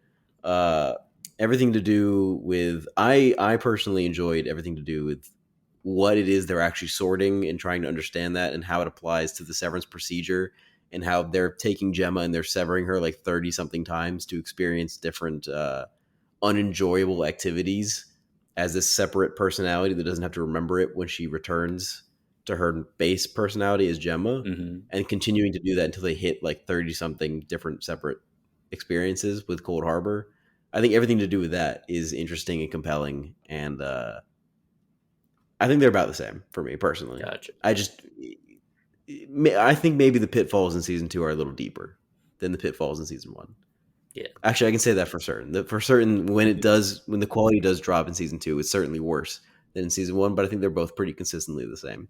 Gotcha. And I haven't seen the pit, so I can't say anything about that. No But it pitfalls in should the have been pit. Andor. I'll tell you that. Pretty great, consistent, and then it builds and builds and builds. All the little subplots. There's like a mass casualty event that happens, and then so for 2 episodes, it's just the whole hospital having to do this with hundreds of patients being brought in. It's phenomenal. It's incredible. It's a new kid on the block. It kind of harkens back to old school like network television and whatnot.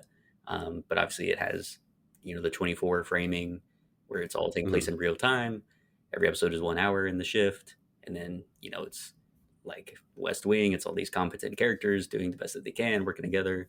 I just love that. I love kind of that old school feel of it. Maybe Hollywood will too, and they'll give the pit the win, or Severance. Again, it's that high concept, slick show. The one that is like the water cooler show, if that was Yeah, still a thing. yeah. So Also, great theme song. Do do do do amazing, do the best. do do Um, do do do so do they may do. want to give the flowers to Severance for season one as well as this one, which again for most people it seemed like it worked really well. For me, it didn't. So should win for me of the like actual candidates remaining. I would want it to go to the pit. I feel like Severance probably will win, but I'd be so happy if the pit won. I would love for that to be the winner. Yeah, and check out the Emmys this Sunday, and we'll be announcing the winners, talking about them briefly next week. It's all the time we have. If you'd like to give your thoughts on the show, you can email us at theboxofficeshowpod@gmail.com. Our main sound theme of the show is Sundown by Joseph McDade. If you like the show, please give us 5 stars, whatever podcast app you're listening to. Be sure to tune in next week. Have a great rest of your day.